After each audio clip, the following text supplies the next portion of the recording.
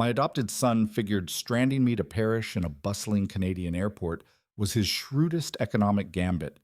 He assumed I was merely a frail, elderly gentleman who would dissolve into the frenzy of Ottawa's terminal. He had no clue I was conversant in French. He had no inkling of the assets I kept concealed from him.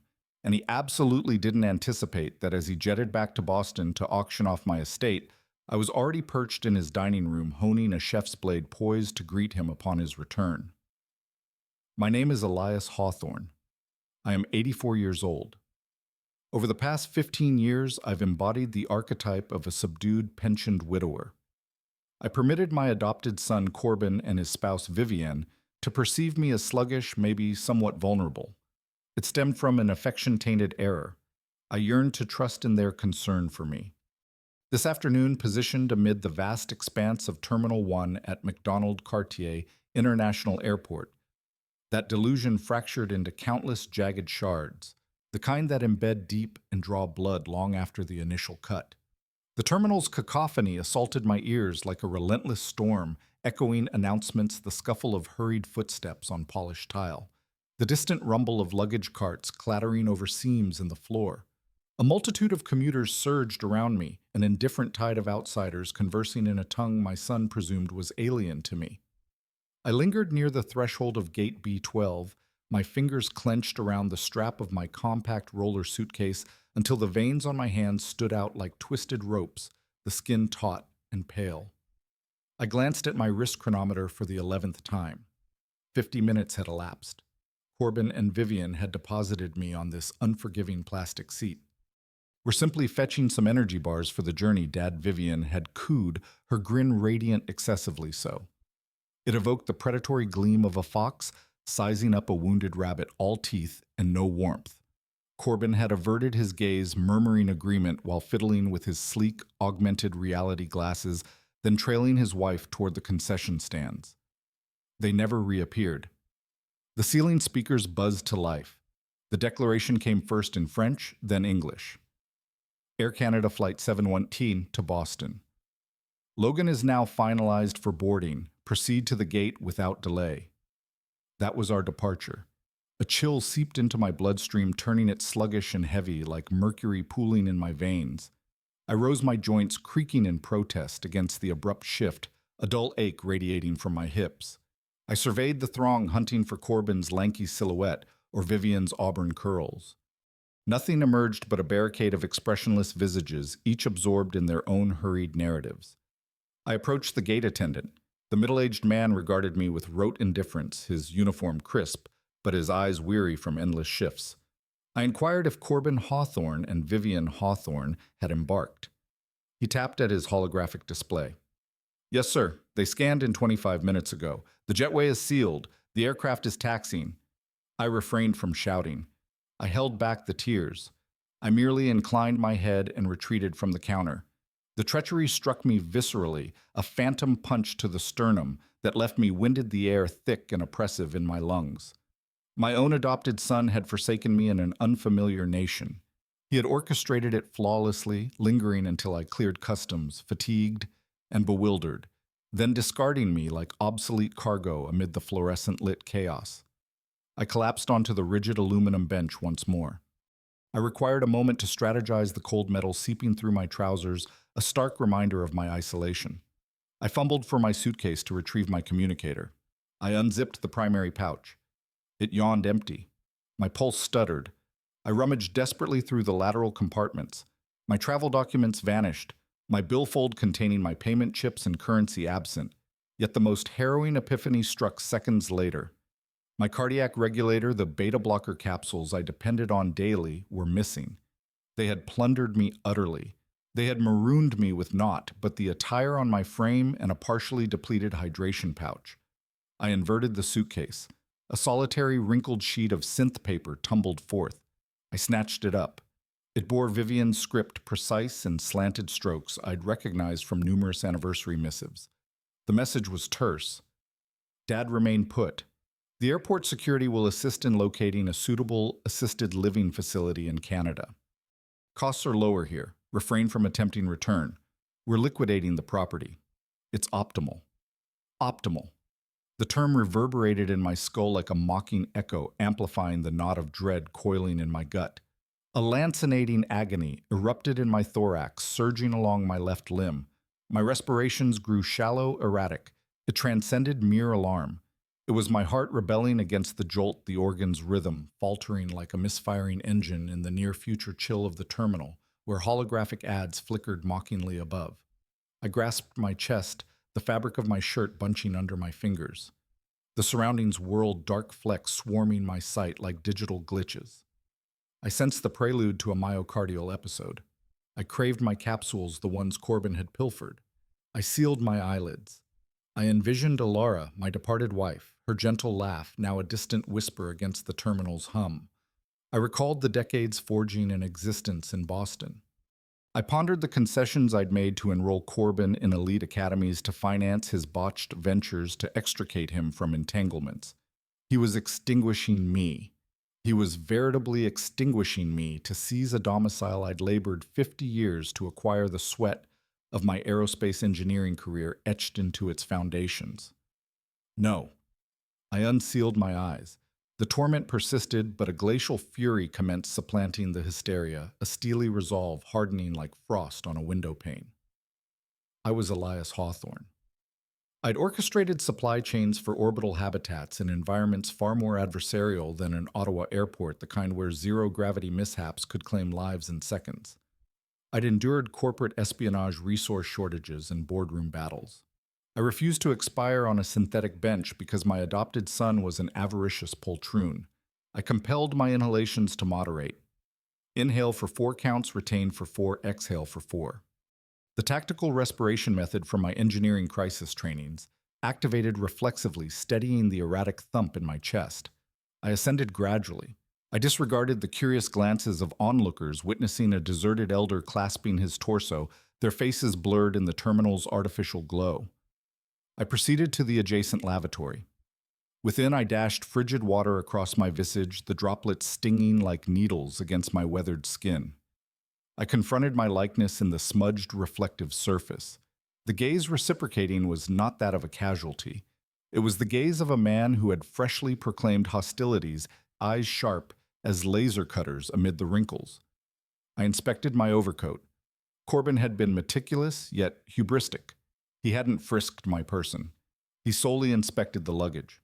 I hiked up my right sleeve.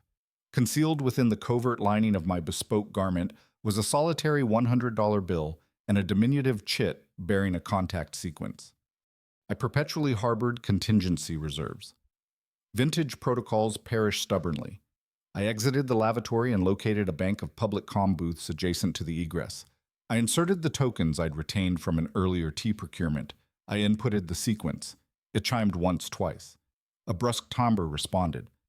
"Yeah, Lorenzo," I articulated. My timbre was unwavering, stripped of the dread that had ensnared me moments prior. "It's Elias. I'm at McDonald Cartier Protocol Obsidian." A hiatus ensued on the opposing end. Lorenzo eschewed frivolous inquiries. He refrained from probing my condition or the rationale for my summons. We'd collaborated in the Orbital Logistics Corps. We comprehended that interrogation squandered precious cycles. "Position?" Lorenzo queried. "Terminal 1, proximate gate B12. No credentials, no chips, no regulators. Corbin appropriated all. He's en route back to Boston presently to vend my estate." I detected the jangle of access fobs on the far side. "I'm 15 minutes distant," Lorenzo affirmed. "Avoid engaging the uniformed enforcers yet. Position in the occlusion zone by the utility vaults. I'll deliver the package." I terminated the link. I observed the digital departure ledger refresh. Flight 718 to Boston airborne. Corbin and Vivian were aloft, presumably savoring synthetic bubbly, saluting their emancipation and their windfall, the recycled air of the cabin masking their smug exhalations. They deemed the contest concluded. They presumed triumph. I reclined on a shadowed seat, monitoring the human current. The thoracic discomfort had diminished to a muted throb, subdued by unyielding determination, the faint scent of recycled ozone clinging to the air. I was no befuddled elder adrift in an alien expanse. I was a hunter awaiting retrieval. My adopted son had initiated the offensive. It was audacious, but he'd overlooked the cardinal precept of confrontation. Never abandon a foe viable in your wake, particularly not one who imparted all your survival doctrines. I consulted the chronometer. 14 minutes. Upon my reversion to Boston, Corbin would rue not ejecting me from the hatch mid-flight instead of marooning me here. The authentic instruction was imminent. 30,000 feet overhead, my adopted son lounges in a premium cabin berth. I envision the vignette with razor-sharp precision, the hum of the engines a constant undertone to his complacency. Corbin isn't lamenting the patriarch he freshly deserted. He's gesturing to the attendant for another flute of effervescent. The crystalline vessel chimes against the deployable surface. It's the timbre of jubilation. Adjacent Vivienne peruses holograms on her palm device. She's purging every depiction of me. She's obliterating traces of my presence from their virtual existences, her fingers swiping with mechanical efficiency. They exchange glances and grin. It's the grin of duo convinced they've executed the impeccable felony. No gore, no armament. Merely an aged gentleman consigned to dissipate within an overseas bureaucracy, the chill of the cabin air conditioning amplifying their false warmth. They salute their liberty. They clink vessels to the patrimony they deem already secured. Vivienne presumably clasps his palm, urging composure. She murmurs that by the epoch Canadian officials locate me, I'll be an unidentified entity in a welfare infirmary, the recycled oxygen tasting of victory. They reckon the arduous segment terminated. They posit the sole remnant is touchdown in Boston and encashment. They're erroneous. The arduous segment hasn't commenced. They're commemorating a conquest in a conflict they haven't even discerned has ignited. Corbin didn't perpetrate from animosity solely. He perpetrated from dread. My adopted son is a feeble individual who forged pacts with perilous entities. He owes $200,000 to credit predators who dispatch enforcers with neural disruptors rather than notices. He necessitated funds expeditiously. He necessitated a prodigy. My residence in Boston's preserved quarter was that prodigy. It's valued at $1.5 million. It's his redemption. Yet I declined liquidation. I declined permitting him to monetize my heritage to offset his wagering obligations and flopped neural net speculations. Thus Vivienne assumed command.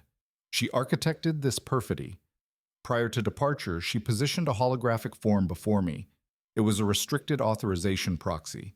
She claimed it was merely for contingencies during transit. It was mendacity. It was an implement. Now she possesses that form in her carryall. She holds the entry codes to my portal in her satchel. She's already composed the property advertisement. She must vend that residence within 48 hours, or the enforcers with the disruptors will pursue Corbin. They executed a computation my existence for his liability. It was rudimentary arithmetic to them. They perceive me as a depreciated commodity, a debit requiring amortization. But they committed a pivotal blunder. They presupposed I was the impotent sufferer in their tale. They overlooked that the residence they covet harbors enigmas of its own, the walls whispering of hidden compartments, and encrypted safes from my engineering days. I arose from the seat and adjusted my overcoat. The thoracic agony was now a frigid, controllable tangle like a coiled spring under pressure. I advanced resolutely to the airport enforcement outpost. The sentry at the reception elevated his gaze. He beheld an aged Caucasian gentleman in a tailored ensemble. He anticipated disorientation. He anticipated a supplication for aid in fractured French. He readied his routine discourse on the U.S. consulate. I inclined over the counter. I locked gazes with him. I addressed him in impeccable rapid cadence French. The Ottawa inflection flowed from my lips as fluidly as it had 3 decades prior during a project in Quebec. I abstained from disclosing my son's desertion. Reporting forsaking would consign me to the welfare apparatus. I'd be confined in a transient lodging for weeks amid functionaries processing forms. I lacked weeks. I possessed hours. Hence I fabricated. I informed the sentry I was assaulted at Blaster Point Exterior, the terminal. I asserted they seized my credentials and billfold. An assault constitutes priority offense. An assault yields provisional transit papers in 70 minutes. The sentry's eyes dilated. He rectified his stance. He inputted vigorously. He generated the papers. I endorsed without vacillation. I departed the terminal and positioned on the curb. The urban haze assailed my countenance, thick with the scent of electric vehicle exhaust and distant rain. A weathered electric pickup glided to the curb. The motor hummed unevenly. The pain descended. Lorenzo appeared more seasoned, his countenance a labyrinth of profound furrows and cicatrices, yet his gaze retained the identical titanium I recalled from our orbital stints. He omitted grinning. He merely disengaged the lock. I ascended. We omitted embraces. We omitted civilities. We were operatives initiating an operation. I proffered him the chronometer. He tendered the packet. I was repatriating. I occupied the companion seat in Lorenzo's conveyance and unfastened the substantial titanium strap from my arm. The Omega Seamaster transcended a chronometer. It was an artifact from an interred existence. My late wife Alara had bestowed it upon me 45 years past, upon my return from my inaugural orbital deployment. It was the singular item of worth Corbin hadn't contrived to filch since I never divested it. Its mass in my palm evoked a tangible fragment of my essence, the bezel etched with memories of high-stakes negotiations in zero-G. I regarded the dimmed face and the abraded frame. Each abrasion narrated a saga of endurance. Now it served one ultimate function. I extended it to Lorenzo. He abstained from bargaining. He comprehended its valuation. He comprehended my exigency. He delved into the storage compartment and extracted a bulky envelope. Within resided a bundle of U.S. tender and a digital embarkation voucher. It was a priority berth on the forthcoming direct shuttle to Boston, departing in 80 minutes. This constituted the sole method to outpace them. Corbin and Vivian were traversing commercial on an economy carrier with a transfer in Montreal. They were reveling and dilatory. I was transiting direct. I was transiting with the urgency of a man who had already traversed demise and resurrected the cabin pressure of the impending flight, already echoing in my mind. I regarded Lorenzo one final instance. I asserted I'd repurchase the chronometer post-conflict. He assented and accelerated the motor. He deposited me at the elite ingress. I refrained from retrospection. I navigated security with the concentration of a stalker. I boarded the vessel and declined the effervescent the steward proffered. I demanded lucidity. I gazed through the porthole as Ottawa receded beneath the vapor trails. My adopted son had bartered me for a swift remuneration. He exchanged his patriarch for a liquidation on a domicile he didn't possess. He presumed ample duration. He erred. The chronologies were my confederate. I alighted at Logan International Airport 90 minutes prior to Corbin and Vivian's projected arrival. The crisp Boston breeze lashed my visage as I emerged from the terminal. It contrasted sharply with Canada's damp chill, yet it savored of retribution, carrying hints of harbor salt and urban grit. I eschewed a robo-taxi. I commissioned a private hover limo. I necessitated velocity and dependability. We surged along the expressway toward the preserved quarter. My communicator remained deactivated. I was spectral. When the limo halted before my townhouse, the avenue was hushed, the near-future streetlights casting soft LED glows on the cobblestones. The edifice loomed stately and formidable against the twilight firmament. It was an exquisite construct of reclaimed brick and adaptive glass valued at every cent of the $1.5 million Corbin yearned. I ascended the stairs. I omitted reaching for my codes since I knew Vivian clutched them in her purse. I delved beneath the dislodged stone on the fourth step. It was a concealment older than Corbin. My digits grazed the chill alloy of the contingency access fob. I interfaced it with the portal. The mechanisms whirred. The entrance pivoted inward. I entered. The atmosphere in the corridor was stagnant. It reeked of disloyalty, mingled with the faint ozone of the smart home system idling. I discerned the imprint in the dust where my cherished antique vase once resided. They had commenced vending artifacts pre-voyage. They had been dismantling my existence fragment by fragment, whilst beaming at me the empty space a silent accusation. I traversed the parlor. It felt vacant not from absent furnishings, but because the affection that erected this abode had been siphoned away, leaving a hollow echo in the high ceilings. I inspected the security console. It was deactivated. They had disengaged it for the property broker's access. Hubris. Unadulterated hubris. They were so assured of my non-return that they left the primary barrier ajar. I positioned in the nucleus of my parlor and consulted my fresh chronometer. I possessed 75 minutes before their advent. It sufficed. I omitted reclining to grieve. I proceeded directly to the galley and seized the landline comm. I dialed the sequence for a fortification expert I'd collaborated with during my aerospace tenure. He was costly but expeditious. I informed him I required a total framework upgrade forthwith. I asserted remuneration was irrelevant. 25 minutes later, a drone van materialized. The specialist omitted querying why an octogenarian in formal attire necessitated defense-grade biometrics on a domestic portal. He merely commenced labor. We substituted the conventional locks with retinal scanners. We altered the access algorithms. We deployed a surveillance array that streamed directly to my new disposable communicator. Upon completion, my residence transcended a domicile. It was a bastion, the faint hum of active sensors a comforting undertone. Corbin could possess a myriad of fobs in his possession. None would activate these barriers. I compensated the specialist in tender from Lorenzo's envelope. Post his departure, I secured the portal. I auditory the robust alloy bolts engage with a gratifying resonance. I was secure, yet security wasn't the objective. Retribution was the objective. I entered the galley. I unsealed the chiller. It brimmed with luxury provisions Corbin had acquired for his triumph feast. He had schemed to return and prepare a celebratory repast after consigning me to decay. I extracted 2 prime filet mignons. I located the vintage of Pinot Noir he'd reserved. I ignited the induction surface. The aroma of charring flesh and herbs commenced permeating the abode. It was a homely fragrance, a soothing one. It was the aroma of a patriarch preparing for his kin. But this eve, it constituted psyops, the sizzle echoing like a taunt in the empty space. I arranged the table for 3. I decanted the vintage. I donned my favored smock over my ensemble. I stationed by the galley peninsula, whetting the slicing blade. The cadenced rasp of metal on metal resounded in the hush, a metronome of impending reckoning. I awaited. I auditory for the hum of a robo-taxi arriving. I envisioned the horror on their countenances when they attempted interfacing their fob with the lock. I envisioned the dread when they discerned the residence occupied. I wasn't merely preparing supper. I was orchestrating a doctrine they would scarcely endure.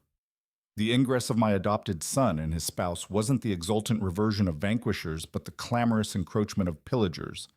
I monitored them via the feed of my freshly deployed surveillance array. The taxi glided to the curb, and they disembarked onto the pavement. Corbin appeared unkempt, his tunic disarrayed, and he hauled 2 ponderous valises up the stone stairs with the overstated fatigue of a man unaccustomed to manual exertion, his shoulders slumping under the weight. Vivian strode ahead, interfacing furiously with her palm device. She didn't regard the abode with fondness. She regarded it like a dismantler appraising a salvage hull, calculating optimal dissections amid the twilight shadows. I lingered in the galley's obscurity and bided. I had distantly deactivated the novel locking protocol mere seconds pre their arrival at the portal. I desired them within. I desired them to sense security before the foundation plummeted. I auditory the resonant interface of the latch. The portal swung ajar. They stumbled into the vestibule, depositing their baggage with a negligent thud that reverberated through the corridor like a distant thunderclap. The abode's tranquility was instantaneously rent by their timbres. They omitted summoning me. They omitted verifying the abode's integrity. They presupposed vacancy because they had ensured vacancy. Corbin propelled the portal shut behind him. I auditory, as he advanced into the parlor, his footfalls ponderous on the reclaimed hardwood I'd maintained for 35 years, each step grinding like gravel under boot. He was already expending the funds he deemed acquired. I auditory him rapping the partitions. He discoursed about demolishing the barrier between the parlor and the study. He desired an integrated layout. He asserted it would elevate the valuation by $50,000. Vivienne's timbre wafted from the corridor, incisive and censorious. She lamented the odor of aged tomes and nanopolish. She asserted the entire locale necessitated evisceration. She discussed excising the authentic adaptive molding because it appeared antiquated. She desired to recoat the ebony paneling in neutral hues. Each utterance was a desecration. They were anatomizing my existence, flaying the dermis from the framework of my chronicle.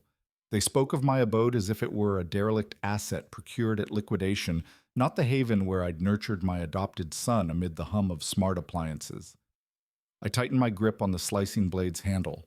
The alloy felt chill and anchoring against my palm, its edge reflecting the galley's low illumination. They were so assured, so profoundly certain of their conquest. They navigated my abode with the presumption of marauders who believe the sentinels have been bribed. The ambiance altered when they progressed toward the abode's rear. They were en route to the galley. This was the staging arena for their festivity.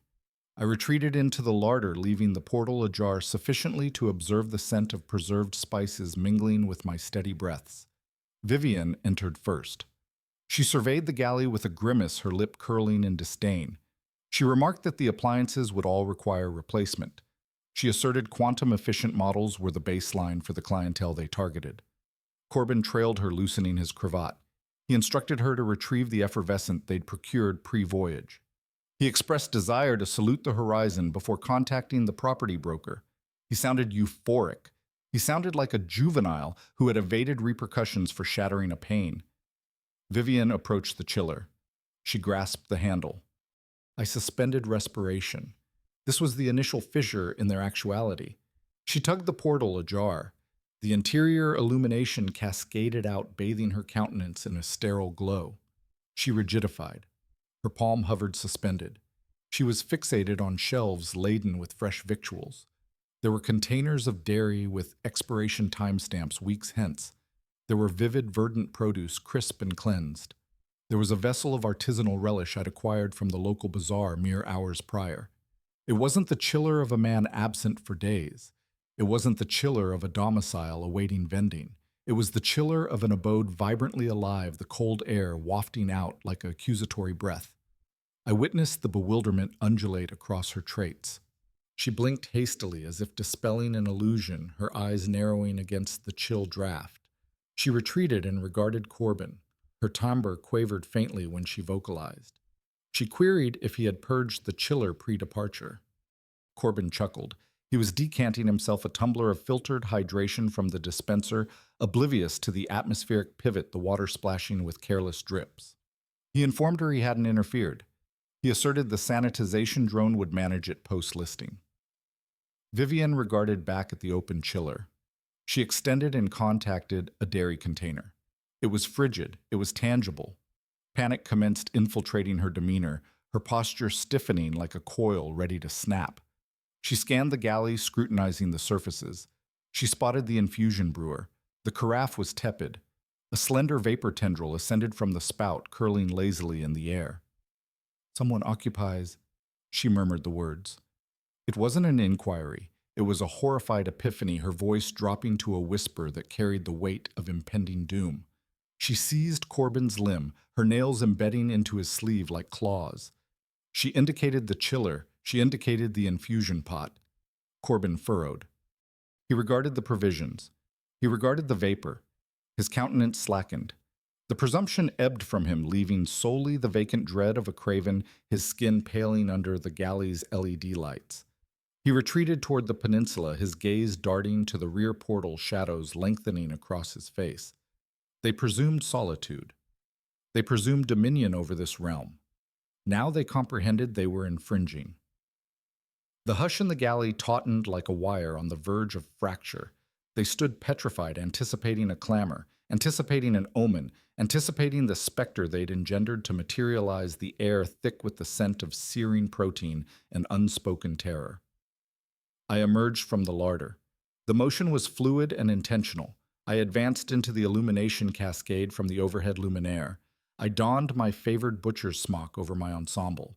In my dexter grasp, I clutched the slicing blade, the edge shimmering beneath the galley lights like a promise of precision. In my sinister grasp, I held a crystalline goblet of the aged Pinot Noir Corbin had hoarded for this precise juncture. I imbibed. The vintage was superb.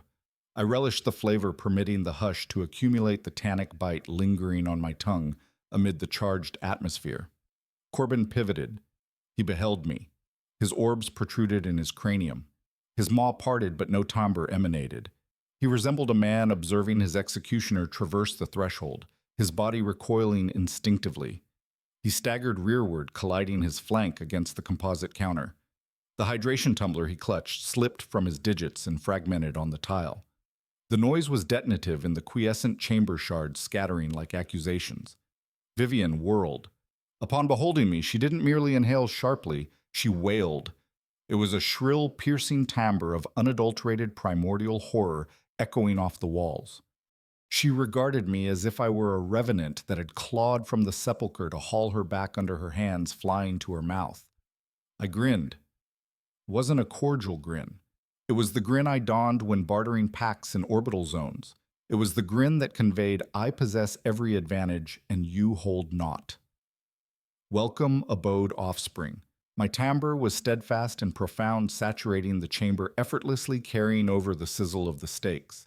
I motioned with the blade's tip toward the table I'd arranged. You arrived precisely for supper. I trust you favor your filet scarce.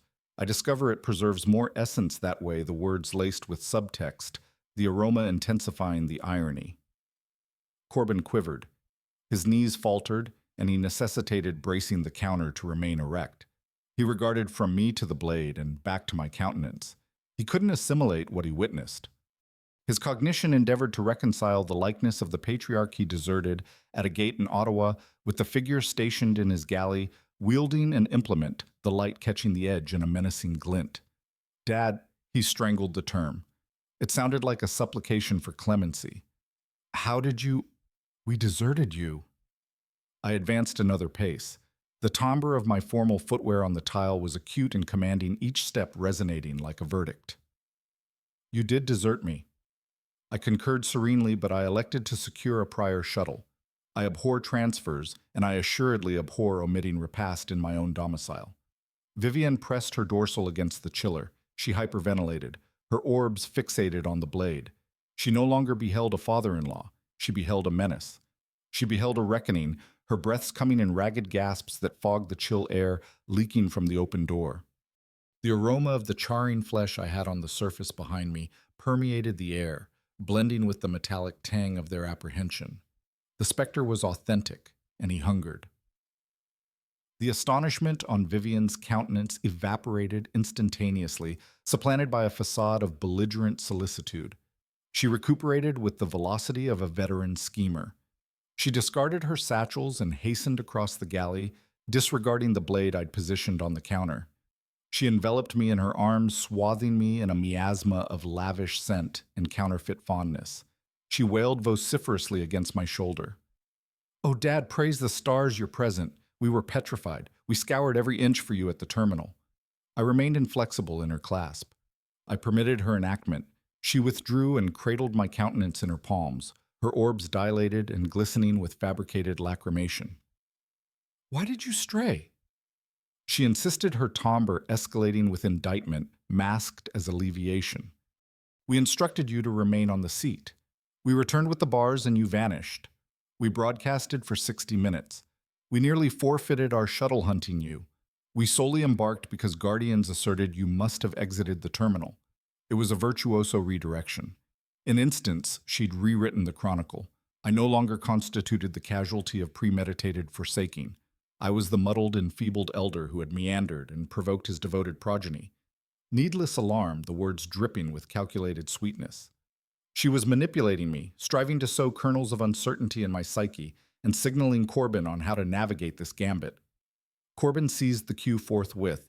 He erased the perspiration from his superior lip and assented emphatically, his dread transmuting into simulated exasperation. Yeah, Dad. He faltered, his timbre gaining vigor. You cannot simply depart thus. You comprehend your recollection isn't what it once was. We were nauseated with concern. We presumed you'd been abducted. I resolved to furnish them the tether they required to suspend themselves. I sagged my shoulders and permitted my countenance to slacken, effacing the keen contours of the hunter I'd been moments prior. I regarded the floor, oscillating my cranium gradually. I blinked hastily, as if clearing a mist from my intellect. I regret, I muttered, my timbre gravelly and feeble. I became disoriented. I thought I auditory the shuttle summons. I advanced to the gate, but couldn't locate you. I must have disoriented direction. A benevolent individual aided me secure a voucher. I merely desired to return abode. I was frightened. Vivian exhaled a protracted breath of victory. She patted my limb with patronizing tenderness. It's all right, Dad. Your abode now. That's paramount, but will necessitate monitoring you more vigilantly henceforth. We cannot permit you straying again. The menace was implicit.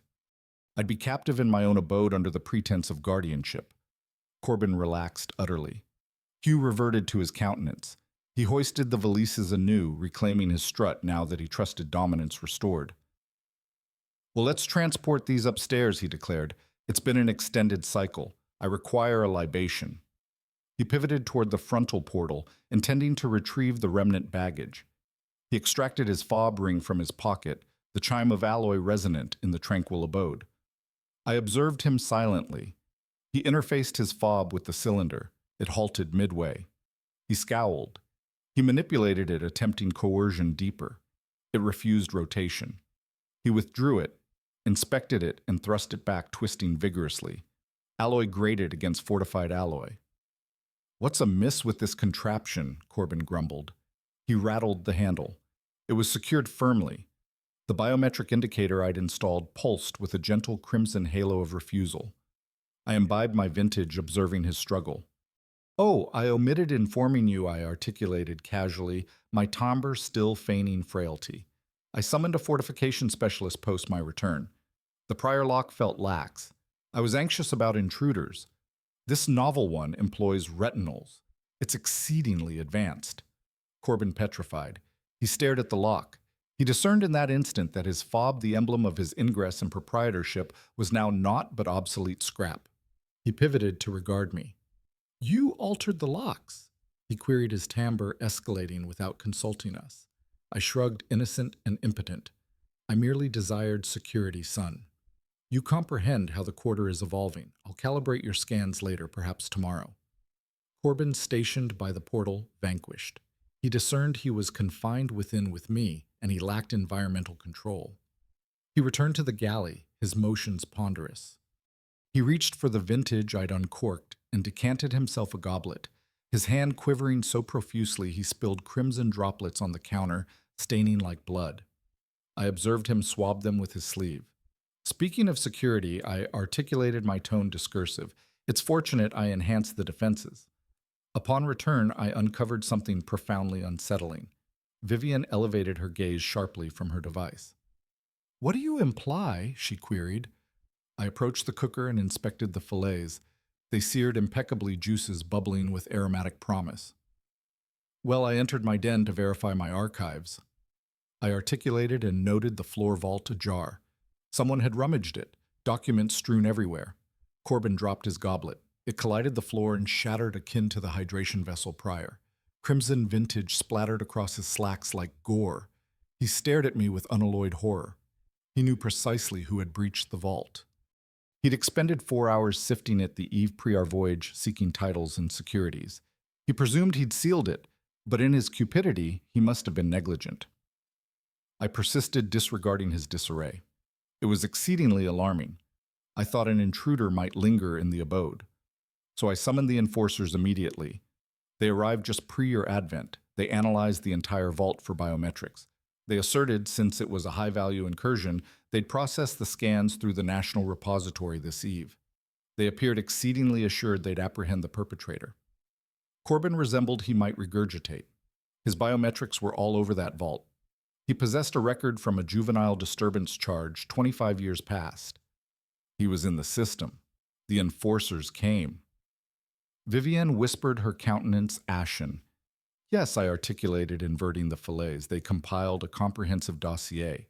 I informed them I suspected an insider with access, since no forced ingress. That's another rationale I altered the locks. We cannot be overly cautious, can we? Corbin clutched the counter's edge. He hyperventilated. He regarded Vivian imploringly. He knew when the enforcers processed those scans, they'd match him. And he knew elucidating why he was plundering his father's vault pre-deserting him in Ottawa would be a dialogue he couldn't endure, the air thick with the scent of impending doom.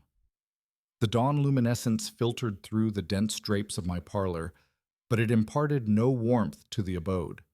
I sat in my leather recliner facing the frontal pane, surveying the avenue like a sentinel on vigil. The abode was mute, but it was a ponderous, asphyxiating muteness, the kind that presses on the chest like atmospheric pressure in a deep orbital dive. Upstairs, Corbin and Vivian were sequestered. I'd auditory them pacing the planks all night, murmuring in frenzied tones, their footsteps a restless cadence against the creaking wood. They knew they must vend the abode to liquidate the obligations strangling them, but they also knew they couldn't displace me. They awaited a miracle. Instead, they received a mercenary. At precisely 8:30, a streamlined obsidian luxury hover sedan maneuvered onto our serene avenue. It advanced with an assertive velocity that seemed incongruous amid the familial transports and cycles of my neighbors. The vehicle halted directly before my pathway, obstructing the drive entirely.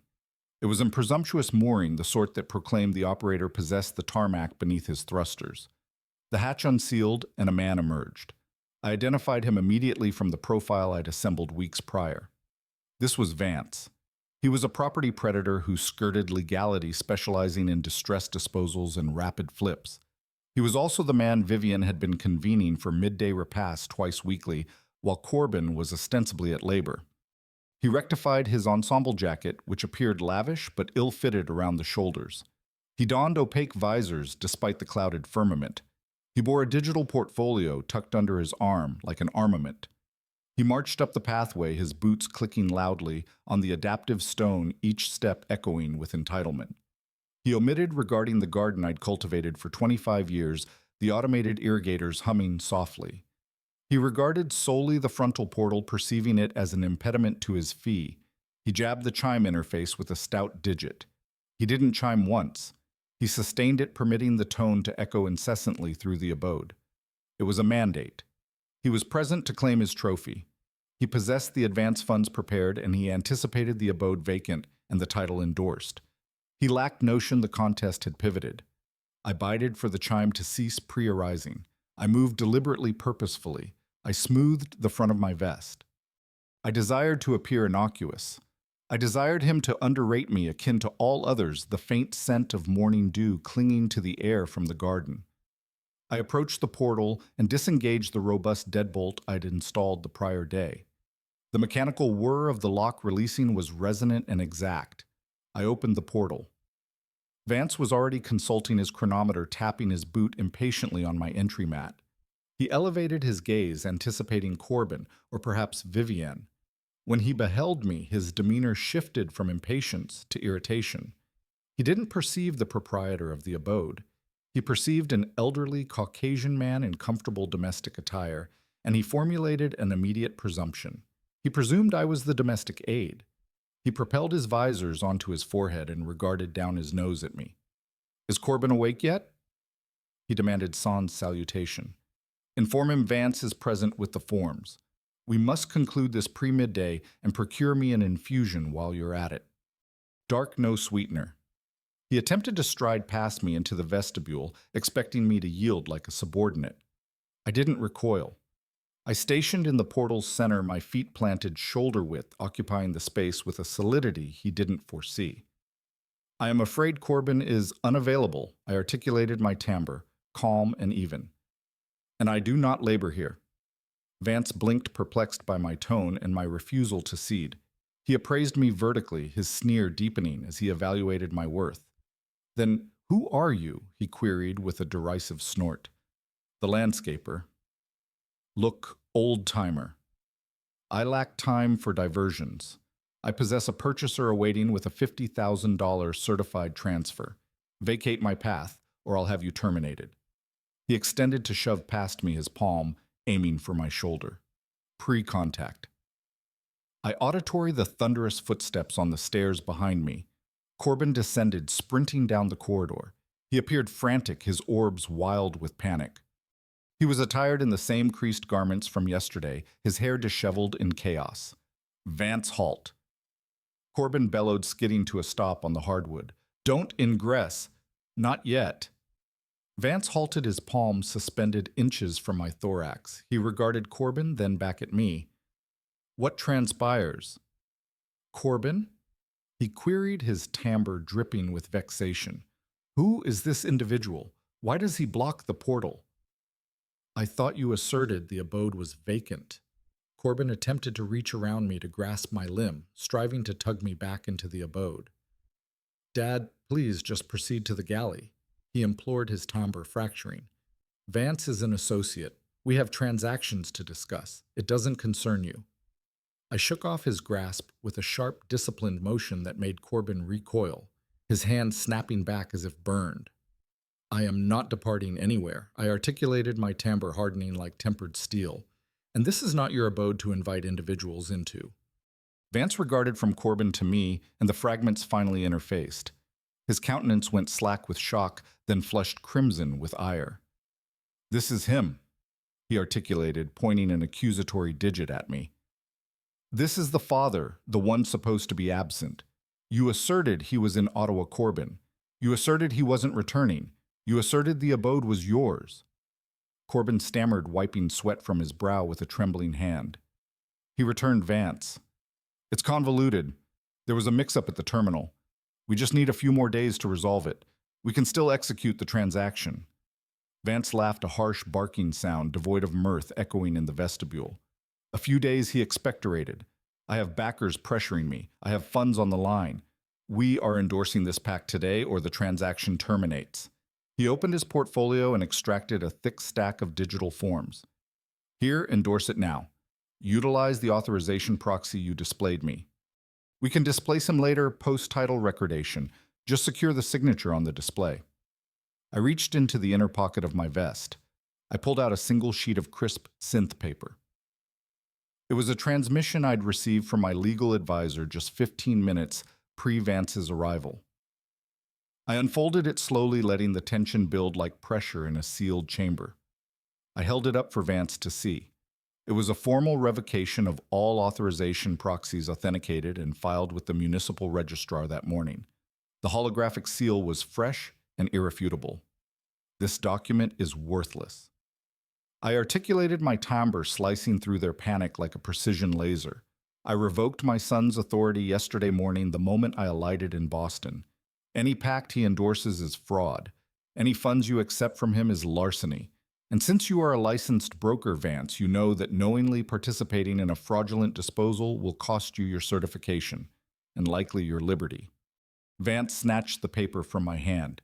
He scanned it, his eyes traversing the legal jargon. His face turned a dangerous shade of violet. He regarded Corbin with pure, unadulterated hatred. You deceived me, he hissed. You asserted control. You took the advance from the backers and paid your creditor, didn't you? You lack authority to vend a shed. Corbin shrank back against the wall. Vance, I can rectify this, he pleaded. You cannot rectify anything, Vance shouted, slamming his portfolio shut with a resonant thud. I am going to litigate you, Corbin. I am going to seize everything you retain, and then I am going to have you incarcerated for fraud. Do not ever contact me again. He pivoted on his heel and stormed down the steps, entering his vehicle and accelerating away from the curb with a whine of thrusters. Corbin stood in the open portal watching his salvation depart, knowing that the credit predators would be the next to interface and they wouldn't bring forms. The silence in my abode was not serene. It was heavy and pressurized like the atmosphere in a suborbital craft that had descended too deep. I sat in my recliner by the pane, perusing a tome on aerospace history while Corbin paced the hallway's length. He had worn a groove into my Persian tapestry over the last 7 hours, each step a grinding reminder of his entrapment. Every time a vehicle passed outside, he flinched, his shadow jerking on the wall. He awaited the ramifications of his choices to manifest. At precisely 6:30 in the evening, his communicator began to chime. It was a harsh, jarring timbre that made him leap. He regarded the display and his countenance drained of all hue. He permitted it to chime 5 times before responding. His hands trembled so badly he activated the amplifier by error. The timbre that filled my parlor was not human. It was a snarl. It sounded like circuits overloading against alloy. The entity on the other end omitted self-introduction. It omitted inquiring Corbin's status. It simply delivered a prognosis. Your time frame expires, Corbin. My adopted son began to stammer. He pleaded, he begged. He informed the timbre that the disposal was intricate, but the funds were forthcoming. He utilized terms like solvency and asset lockdown, attempting to sound like an executive instead of a profligate speculator. The timbre severed him. We disregard your assets. We regard our capital. You have 24 hours. If we lack $200,000 in tender by tomorrow night, we commence with a digit. We'll initiate with the fifth on your sinister hand, then the fourth, then the appendage itself. Comprehend. Corbin sank to his knees. Lacrimation streamed down his countenance. He whispered, "Yes." The connection terminated. The menace hung in the air, toxic and absolute, mingling with the fading light. Vivian was seated on the divan, hugging a decorative cushion to her thorax. She didn't approach him. She didn't solace him. She regarded him with a blend of revulsion and terror. She was realizing that her spouse wasn't merely a fiasco. He was a debit, his sobs a pathetic counterpoint to her cold calculation. I turned a page in my tome. The sound was loud in the quiet room, a deliberate punctuation. I omitted offering aid. I omitted offering the funds I had in my offshore repositories. Agony is the sole instructor presumptuous men heed. Corbin necessitated learning that obligations are tangible and that borrowing from predators always culminates in carnage. I decided it was time for supper. I entered the galley and began serving the grilled poultry I'd prepared. It was a simple repast, nourishing and domestic. I set the table with the same precision I used to coordinate orbital deliveries. 3 platters, 3 goblets, napkins folded into pyramids. I summoned them to the table. They came not because hungered, but because they possessed nowhere else the aroma of roasted meat seeming to nauseate them further. Corbin stared at his platter, his hands trembling too much to grasp a utensil. Vivian sat rigid, her eyes fixed on the wall, her posture like a statue in denial. I cut a portion of poultry and consumed it. It was perfectly cooked juices bursting with flavor. "Why aren't you consuming?" I queried my timbre, calm and conversational. "You need your vigor. It sounds like tomorrow will be a challenging day for you, Corbin." That was the spark that ignited the fuel. Vivian snapped. The facade of the composed opportunist shattered completely. She arose so abruptly her chair toppled backward and crashed onto the floor with a resounding thud. She grabbed the edge of her platter and hurled it across the room. It smashed against the wall, leaving a smear of sauce and grease on the wallpaper my late wife had selected, the stain spreading like a wound. "Stop it!"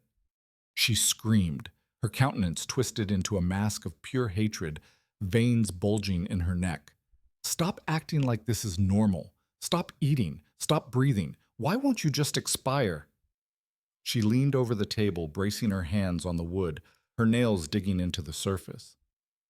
"You were supposed to be gone," she hissed, her breath hot and ragged. "We left you in Ottawa with nothing. You are old, you have a heart condition, you were supposed to have a cardiac failure and die in a drainage ditch so we could salvage ourselves. Why are you so self-centered? Why do you have to keep existing when your adopted son is about to be dismembered?" She wasn't weeping, she was raging, her body shaking with the force of it. She poured out every ounce of venom she had stored for 15 years. She called me an obsolete relic. She called me an encumbrance. She said I was stockpiling wealth I didn't merit while they endured. She admitted everything.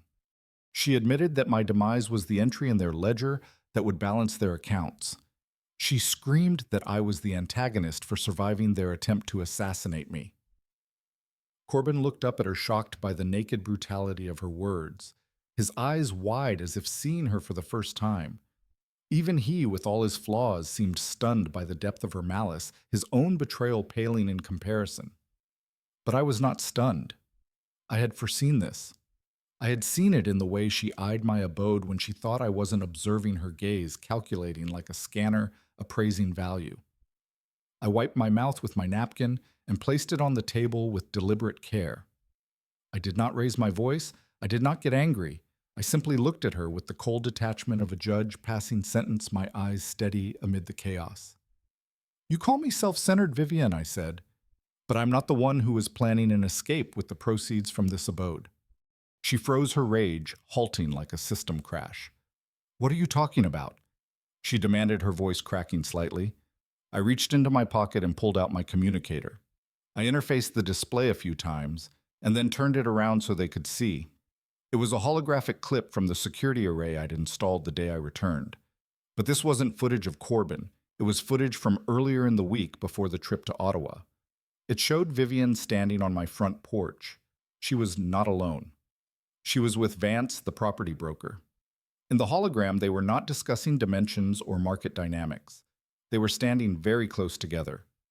Vance's hand rested on her lower back in a way that was entirely unprofessional, intimate, and possessive. Vivian was laughing, leaning into him, her body language a betrayal in motion. The audio was crisp, enhanced by the array's filters. Once the old-timer is gone and Corbin interfaces the forms, we can take the fee and the skim off the top.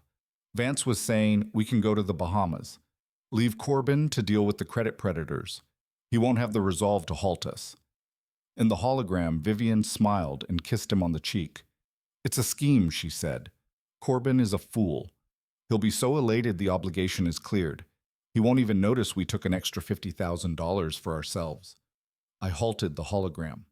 The silence in the room was absolute, the projection fading like a ghost. Corbin slowly turned his head to look at his wife. His eyes were wide with a new kind of horror betrayal etching lines on his face. He had accepted that they were criminals together. He had accepted that they were murderers together, but he had not accepted that he was the target. The mark in her long con. You were going to pilfer from me, Corbin whispered, his voice breaking. You were consorting with Vance.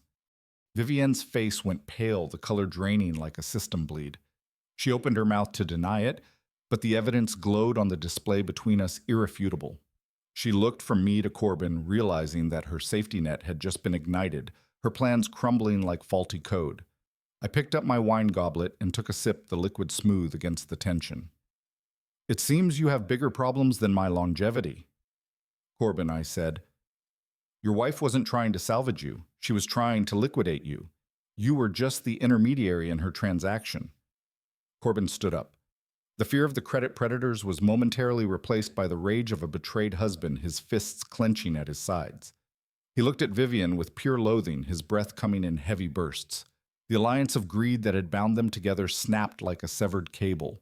They were no longer a team. They were two sinking vessels in a storm, and they were about to start torpedoing each other. I watched them, knowing that a house divided against itself cannot stand, and I was the one who had just kicked out the foundation, the air thick with the scent of betrayal and charred dreams. The morning sun brought no relief to the abode in Boston's preserved district. It only illuminated the wreckage of the previous night, casting long shadows across the disarray. Corbin was unconscious on the parlor divan, still wearing his clothes from yesterday. He smelled of stale vintage and fear. His snores ragged against the quiet. He was catatonic, paralyzed by the deadline the credit predators had given him. His body sprawled like a defeated automaton. But Vivian was different. She was a creature of survival, her instincts sharp as a blade. She had not slept. She had spent the night pacing in the guest chamber, calculating her odds, her footsteps a faint echo through the walls. She realized that Corbin was a failing vessel. If he lost a digit, or his life, that was his issue. Her issue was funds and access. She needed to regain my favor. She needed to neutralize the threat I posed so she could pivot to her next strategy, her mind whirring like an overclocked processor. I was in the galley reading the Digital Gazette and drinking black infusion. I heard her footsteps on the stairs. They were soft, hesitant. She wanted to appear broken, her robe swishing faintly. She entered the galley wearing a modest wrap, her face scrubbed clean of cosmetics. Her eyes were red-rimmed. She looked like a repentant juvenile, her posture slumped. She didn't look at me at first. She went to the kettle and filled it with water, the liquid gurgling in the silence. She moved with a domestic quietness that was jarring after her screaming fit the night before, the steam rising with a hiss. "I am sorry, Elias." Her voice was a whisper barely audible over the kettle's hum. "I lost control last night. The stress, the debt, it's demolishing us. I said things I didn't mean." I turned a page on my display. I didn't look up the holographic text scrolling smoothly. "Apologies are just words, Vivian. Intentions are what matter, the subtext hanging like unspoken code. She nodded vigorously, as if agreeing with a sage mentor. You're right. I know. I want to make amends. I want to restart. I found this botanical infusion blend in the larder. It's supposed to benefit the cardiovascular system. Alara used to consume it, didn't she? She dropped the name of my dead wife like a strategic datum. She was trying to trigger a nostalgic emotional response, her hands trembling slightly as she measured the leaves. She bustled around the galley, getting a mug, getting the sweetener. The kettle whistled a shrill note piercing the air. She poured the water. The steam rose, carrying the scent of chamomile and citrus. She stirred it carefully, the spoon clinking softly. Her back was to me, but I watched her reflection in the dark pane of the oven, distorted but clear. Her hand hovered over her pocket for a fraction of a second before dipping into the mug. It was a subtle movement, a sleight of hand she must have rehearsed, the light catching the faint powder. She turned around, holding the steaming mug with both hands, offering it to me like a truce emblem. Here, drink this. It will help you unwind. We can discuss how to resolve this mess with Corbin. I want to assist in saving him. I lowered the Gazette. I looked at her face. She was trying to look sincere, but her eyes were too alert, too calculating amid the feigned concern. They were focused on the mug. She was waiting for me to take it.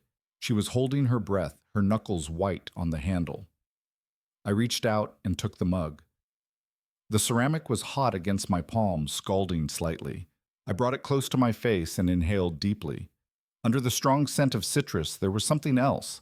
A faint acrid smell that didn't belong in infusion, bitter and chemical like synthetic almonds. Thank you, Vivian, I said. It's very thoughtful of you to worry about my heart, especially after you spent the last week hoping it would fail. She forced a smile, her lips tight. That's in the past. Elias, please drink. I stood up. I held the mug steady. I didn't bring it to my lips. Instead, I walked past her toward the bay window in the dining area. On a pedestal stood a large ficus plant. It was 45 years old. Alara had planted it when we acquired the abode. It was her pride and joy. It was a symbol of our life together. It was vibrant and green with thick, healthy leaves swaying gently in the circulated air. Vivian followed me. What are you doing? She asked, her voice edging toward panic, her steps quickening. I am sharing, I said. Alara always loved this infusion. I tipped the mug. The amber liquid poured out onto the soil of the ficus. It soaked into the earth immediately. The steam rose up through the branches, misting the leaves. Elias, no. Vivian gasped. She reached out as if to stop me, but it was too late. The mug was empty, the soil darkening with the infusion. I turned to face her. The mug dangled from my finger. You seem upset, Vivian. Did you want some? She stepped back, trembling, her hands fluttering. You're wasting it. I made that for you. I reached into the pocket of my robe. I pulled out a folded piece of synth paper. It was a printout from my secure data stream. I unfolded it and held it up. It was a transaction alert from the payment network. The account was in my name, but I hadn't utilized it. This is a notification from Megamart, I read aloud, my voice devoid of emotion. It's dated yesterday afternoon, just 2 hours before you came home. The purchase list is interesting. Protective gloves, a spade, and a canister of high-potency vermin eradicator. The kind that causes internal hemorrhage. The kind that's tasteless and odorless when mixed with strong flavors. Vivian's face went gray as if her systems were failing. She backed away until she hit the dining table, the wood creaking under her weight. I continued reading. You bought vermin poison, Vivian, but we don't have vermin. We have a very clean abode. So I have to ask myself, who is the pest you're trying to exterminate? She shook her head frantically, her hair whipping. That's not true. I bought it for the garden, for the invasives. I looked at the empty mug. Then I looked at the plant.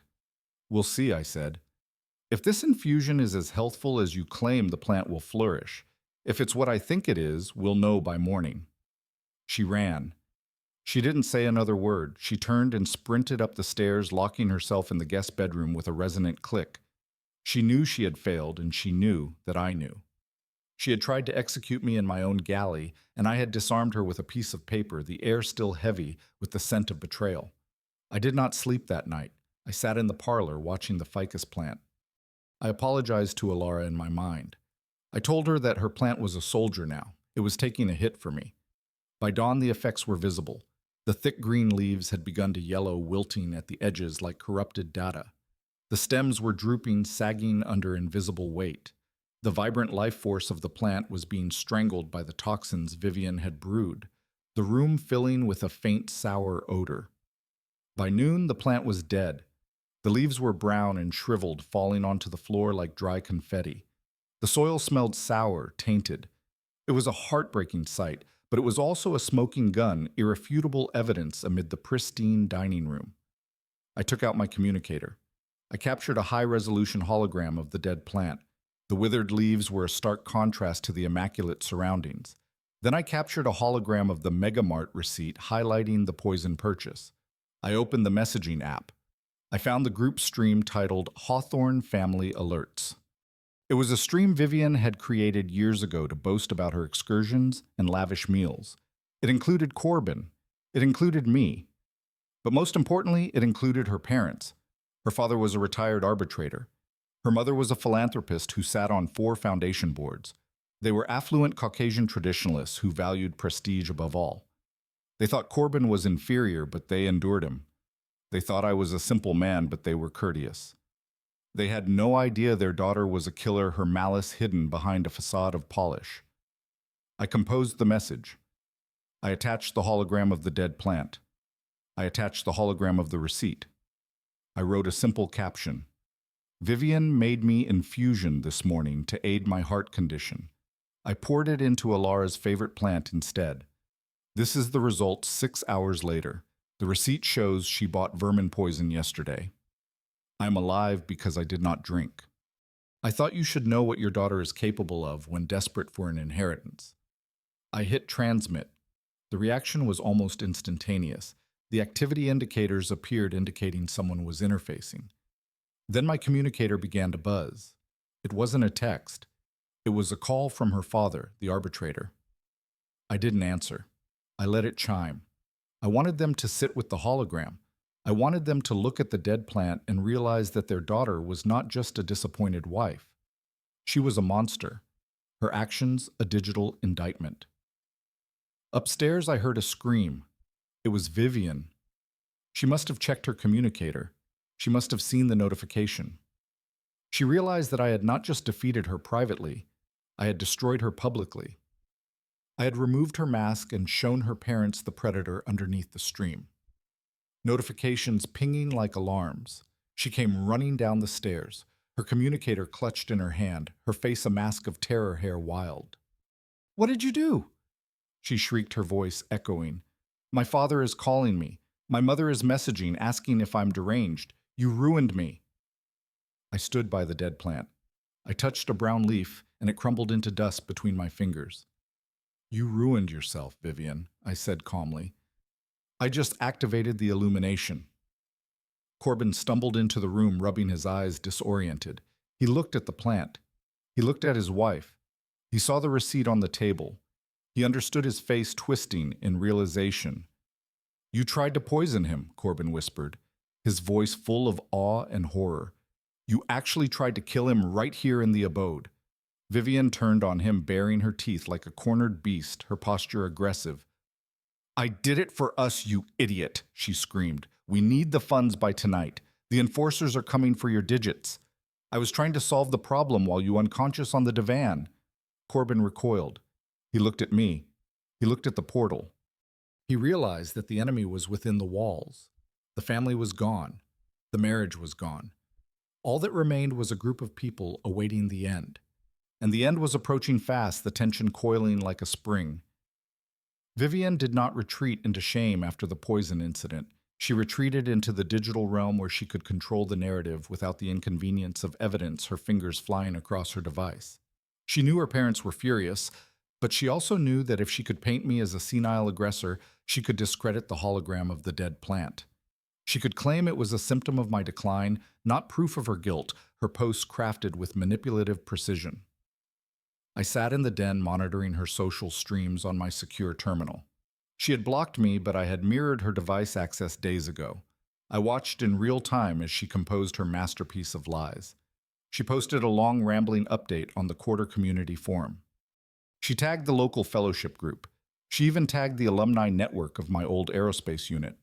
The headline was chilling. Urgent support request for our family. She wrote that my mental health had deteriorated rapidly since our trip. She claimed I was suffering from paranoid delusions and violent outbursts. She said I had destroyed the houseplants in a fit of rage and accused her of poisoning me because I no longer recognized her. She painted a picture of a terrified young couple held hostage by a dangerous lunatic. She begged the community for support. She asked for recommendations for secure cognitive care facilities. The responses began to flood in. Neighbors I'd known for 25 years were offering their sympathies. They were sending well wishes for Corbin and Vivian. They were calling me a tragedy, their words a digital wave of misguided pity. It was a brilliant tactical maneuver. She was inoculating the public against the truth. If I went to the enforcers now to report the attempted murder, she would say it was just another delusion. She was weaponizing my age against me. She was using the stereotype of the angry, confused elder to bury the reality of the cold, calculating woman her posts amplified by algorithms. Corbin sat in the corner watching her interface. He looked hopeful for the first time in hours, his eyes lighting up. He thought she had found a vulnerability. He thought that if they could proclaim loudly enough that I was insane, nobody would listen when I said they were thieves. They were building a cage of public opinion around me, bar by bar, the digital notifications pinging relentlessly. The response to her post was not just digital, it was physical. 45 minutes after she transmitted, I saw the reflection of flashing beacons dancing on the parlor walls, red and blue pulsing like warnings. I looked out the window. An enforcement cruiser had glided to the curb. Behind it was a neutral sedan with the seal of the Department of Elder Services on the door. Adult Protective Services. Vivian had not just posted for sympathy. She had filed a formal report. She had summoned the authorities on me, claiming I was an immediate danger to myself and others, her scheme escalating. Corbin and Vivian rushed out the frontal portal before the officers could even disengage their restraints. They ran down the pathway, putting on a performance worthy of a holodrama award. Vivian was crying. She was shaking. She hugged herself as if cold or terrified, her sobs theatrical. Corbin stood protectively beside her, pointing back at the abode, shaking his head with exaggerated sorrow, his face a mask of feigned grief. I watched the neighbors stepping out onto their porches. Mrs. Ellis from across the avenue was watching with her hand over her mouth. Mr. Langley was shaking his head. They were the audience Vivian wanted. They were witnessing the tragic scene of the dutiful son dealing with the broken father, the drama unfolding under the morning light. The two enforcement officers walked up the path, their hands resting near their stun batons. They were cautious. They had been told there was a violent, unstable man inside their postures, alert. The social worker, a stern woman with a datapad, followed close behind. They were not coming to visit. They were coming to assess and detain the air humming with tension. Vivian was speaking rapidly to the lead officer, gesturing wildly toward the frontal portal. She was telling them I had a blade. She was telling them I had threatened to kill them. She was loading the weapon she hoped the enforcers would discharge her words a barrage. I stood in the center of the parlor. I smoothed my cravat. I checked my cufflinks. I was not wearing lounging attire. I was not disheveled. I was wearing a navy suit, a crisp white shirt, and polished boots. I looked like the man who had negotiated aerospace contracts with admirals, not a senile geriatric, my reflection in the mirror steady. I walked to the portal. I did not wait for them to knock. I did not wait for them to breach it. I disengaged it and swung it wide open. The tableau on the porch froze. Vivian stopped mid-sob. Corbin looked at his boots. The enforcement officers looked from the hysterical woman to the composed man standing in the doorway, their expectations shattered. I did not look angry. I looked disappointed, my posture erect. "Good afternoon, officers," I said, my voice calm and authoritative. "I assume you are here because of the report my daughter-in-law filed. Please enter. We can discuss this like civilized adults." The lead officer blinked. This was not the greeting he expected. He stepped inside, his eyes scanning the room for weapons, for signs of struggle, for the chaos Vivian had described. He saw a pristine parlor. He saw the books organized by genre on the shelves. He saw the dead plant on the table, but he saw no violence, the air calm and ordered. Sir, the officer said we received a report of a disturbance. We were told you were experiencing a mental health crisis and had threatened your family members with a weapon. I smiled politely. I gestured to the recliner. Please sit down. And you as well, madam, I said to the social worker. I understand you have a job to do. Allegations of cognitive decline are serious. They should be investigated. Corbin and Vivian hovered in the doorway, reluctant to enter the space I controlled. They wanted a scene on the lawn, not a conversation in the parlor, their plans derailed. The social worker stepped forward. Mr. Hawthorne, I am with Elder Services. We need to ask you some questions to determine your cognitive state. Do you know what year it is? Do you know who the president is? I looked at her. I did not answer her trivia questions. Instead, I reached for a digital folder resting on the side table. I handed it to her. I anticipated this visit, I said. Given my family's recent behavior, I thought it prudent to be prepared.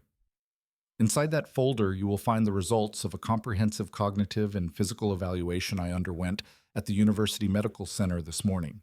I went there immediately after my adopted son tried to sell my abode without permission. You will see that I scored a 30 out of 30 on the mini mental state examination. My vitals are stable. The neurologist's report states I am fully competent and in excellent health. The social worker accessed the file. She read the report. She looked at the timestamp. It was today's timestamp. She looked at the specialist's signature. It was a leading expert in the field. The air went out of her sails instantly. She looked at Vivian with a mixture of confusion and annoyance. This report is definitive, she said. Mr.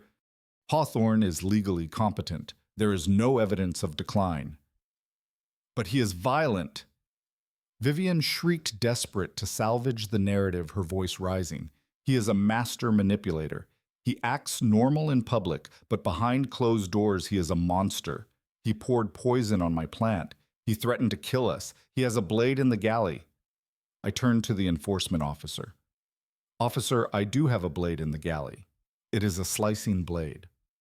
I was preparing a roast yesterday when my son and his wife intruded into my home after abandoning me at an airport in Ottawa.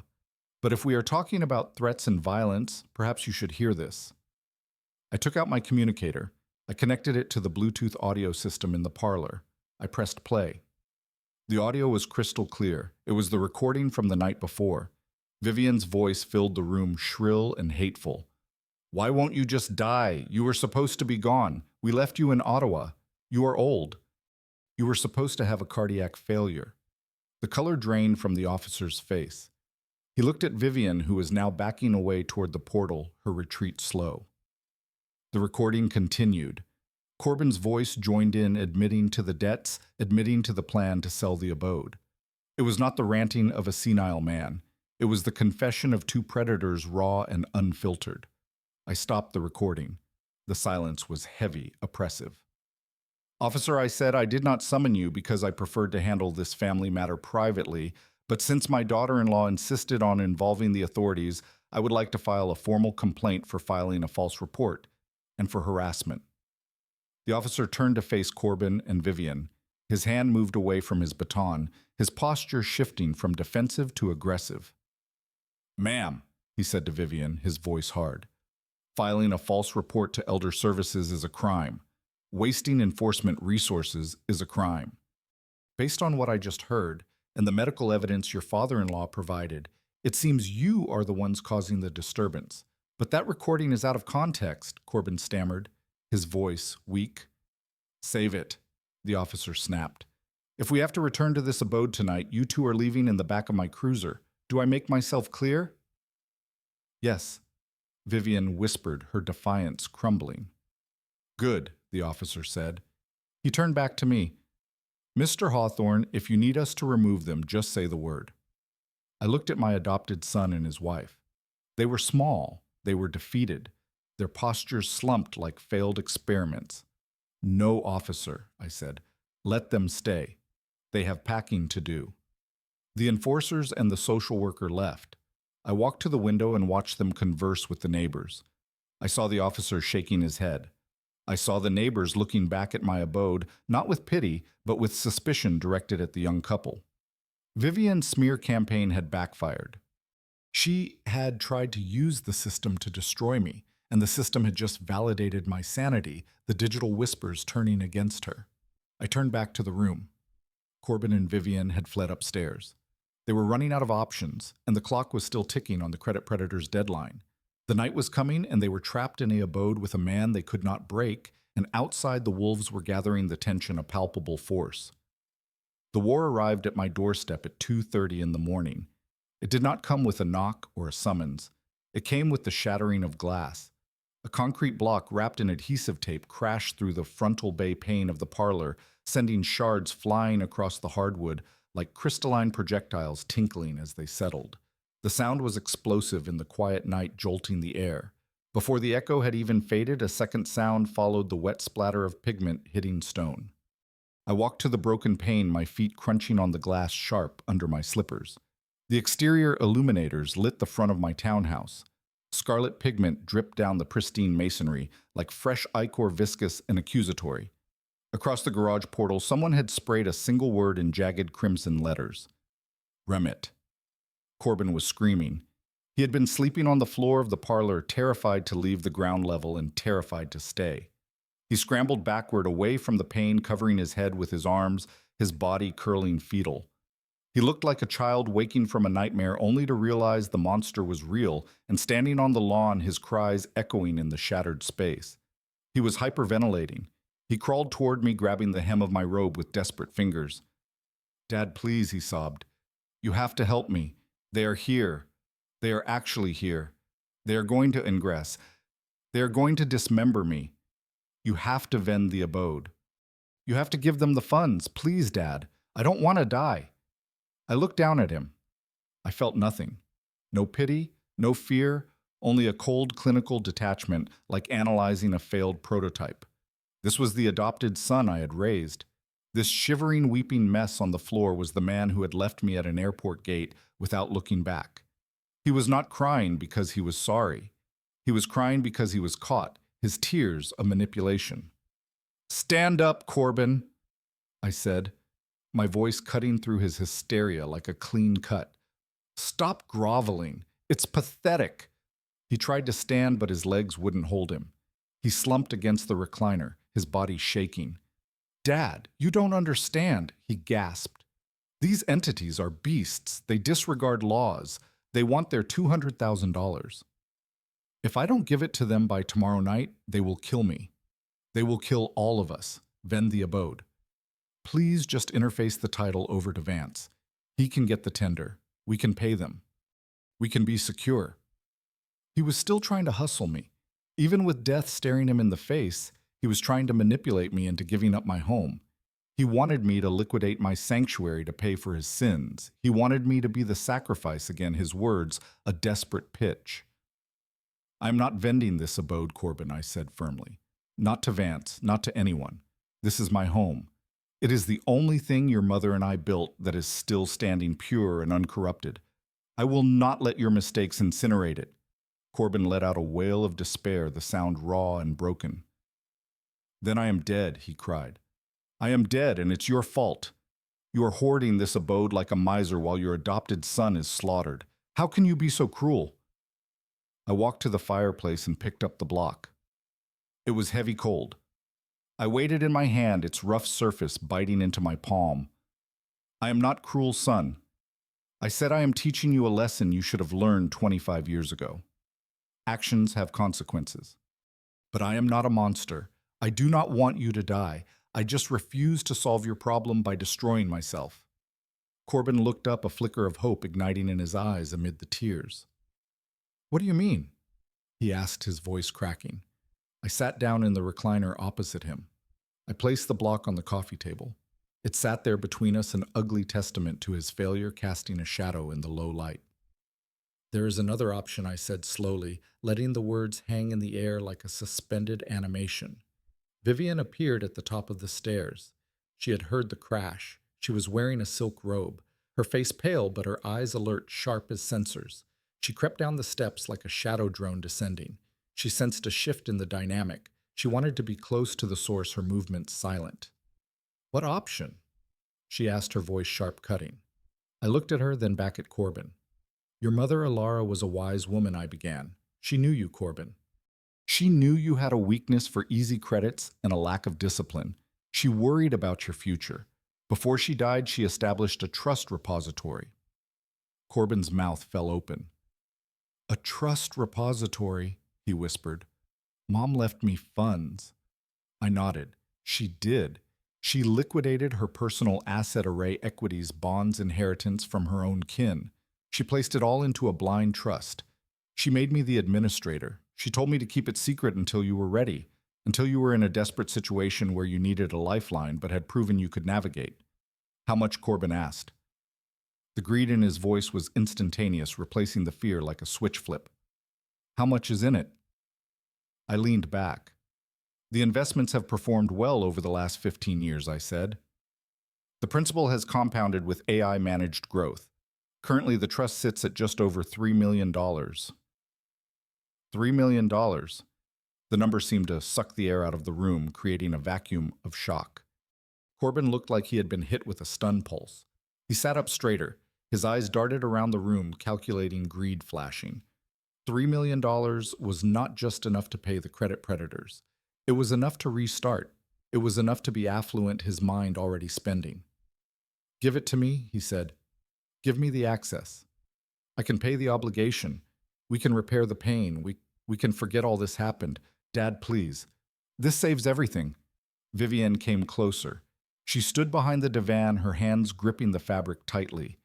$3 million, she breathed, her voice low with avarice. I held up a hand. There are conditions, I said. Alara did not want to fund your vices, Corbin. She wanted to fund your success. The trust has a strict stipulation. To unlock the funds, the beneficiary must prove financial responsibility. You must show that you have liquid assets of your own totaling at least $100,000. It is a matching grant of sorts. You show you can save and build, and the trust unlocks to amplify your success. Corbin's face fell. It crumbled like a collapsing structure. $100,000, he whispered. Dad, I have nothing. I have negative value. I have debts. I have $30 in my account. I cannot show $100,000. I shrugged. Then the trust remains locked, I said. Those are the rules. I cannot change them. It is an ironclad legal construct. If you cannot prove you have your own stake in the game, you do not get the windfall. But I need it now. Corbin screamed, his voice breaking. I don't have time to accumulate. I don't have assets. Then you have a problem, I said coldly, because I am not vending the abode and I cannot breach the trust. You have 24 hours to find $100,000 to unlock $3 million, or you can explain to your associates outside why you are empty-handed. Corbin put his head in his hands and sobbed, the sound guttural. He saw the fortune dangling in front of him, tantalizing and unreachable. He saw his salvation and his doom in the same moment. He was broken. He had given up, his body shaking. But Vivienne had not. I watched her from the corner of my eye. She was not looking at Corbin. She was looking at me. And then she was looking at the block. And then she was looking into the middle distance, her eyes narrowing like focusing lenses. I could see the gears turning in her mind. She was doing the math. Corbin was insolvent. Corbin was a liability. Corbin was going to get hurt. But the trust repository was real. I had said it was a blind trust. I had said I was the administrator. She licked her lips. She looked at Corbin with a sudden cold appraisal, assessing. She realized that he was the obstacle. He could not come up with the funds. But she came from a family with resources. Her parents were wealthy. She had valuables. She had connections. If she could get her hands on $100,000, she could potentially unlock the trust. But the trust was for Corbin. Unless Corbin was not in the picture, or unless she could make a deal with the administrator. I saw the moment the idea took root. Her eyes shifted to me, and a slow, predatory smile touched the corners of her mouth, subtle but deadly. She realized that the condition was a test, and she thought she could cheat on the test. She thought she could outsmart the old man and the failing husband. She walked around the divan and sat next to Corbin. She put a hand on his back. It looked comforting, but I saw her fingers digging into his shirt like hooks. We will figure something out, honey, she said softly. Don't worry. We just need to think. She looked at me over his slumped shoulder. Her eyes were bright with greed and betrayal, calculating. She was already spending the $3 million. She was already planning how to cut the dead weight. She was taking the bait hook, line, and sinker. I stood up. I am going to bed, I said. I suggest you clean up this glass Corbin and recoat that graffiti. It diminishes the property value. I walked up the stairs, leaving them in the wreckage of the parlor. I paused on the landing and looked down. Corbin was weeping into his hands. Vivian was staring at the back of his head with the expression of a woman deciding where to dispose a corpse, her gaze cold as space. The seed of destruction had been planted. Now I just had to wait for it to bloom, the night air heavy with anticipation. The antique chronometer in the corridor chimed 2:30 in the morning. The sound vibrated through the floorboards of my bedroom, a deep, resonant toll that marked the passing of another hour in this house of secrets, echoing like a distant alarm. I was not asleep. I was sitting in my wingback chair facing the door, a single lamp casting a pool of yellow light onto the open book in my lap, the pages whispering under my fingers. I was waiting. I knew the seed I had planted earlier that evening would germinate in the darkness. Greed is a nocturnal creature, and Vivian was its most devoted servant, her ambition a shadow in the night. I heard the soft creak of a floorboard outside my door. It was a sound Corbin would have missed, but I had spent 35 years listening for the footsteps of rivals who wanted to sabotage my projects. The doorknob turned slowly, the alloy mechanism moving with agonizing stealth, a faint click. The door pushed open a crack, revealing a sliver of the hallway light, dim and blue. Vivian slipped inside. She was wearing the same silk robe as before, but her demeanor had changed. Gone was the hysterical wife. Gone was the shrieking victim. In her place stood a woman who had done the math and decided to cut her losses. Her movements calculated. She closed the door behind her and leaned against it, her eyes scanning the room until they landed on me, piercing. She did not look ashamed to be caught creeping into her father-in-law's bedroom in the dead of night. She looked determined, resolute. "Elias," she whispered. Her voice was steady, devoid of the trembling fear she had displayed downstairs, smooth as silk. "We need to talk, just us, without Corbin." I closed my book and placed it on the side table with a soft thud. I gestured to the chair opposite me. "I have been expecting you, Vivian. Please sit down."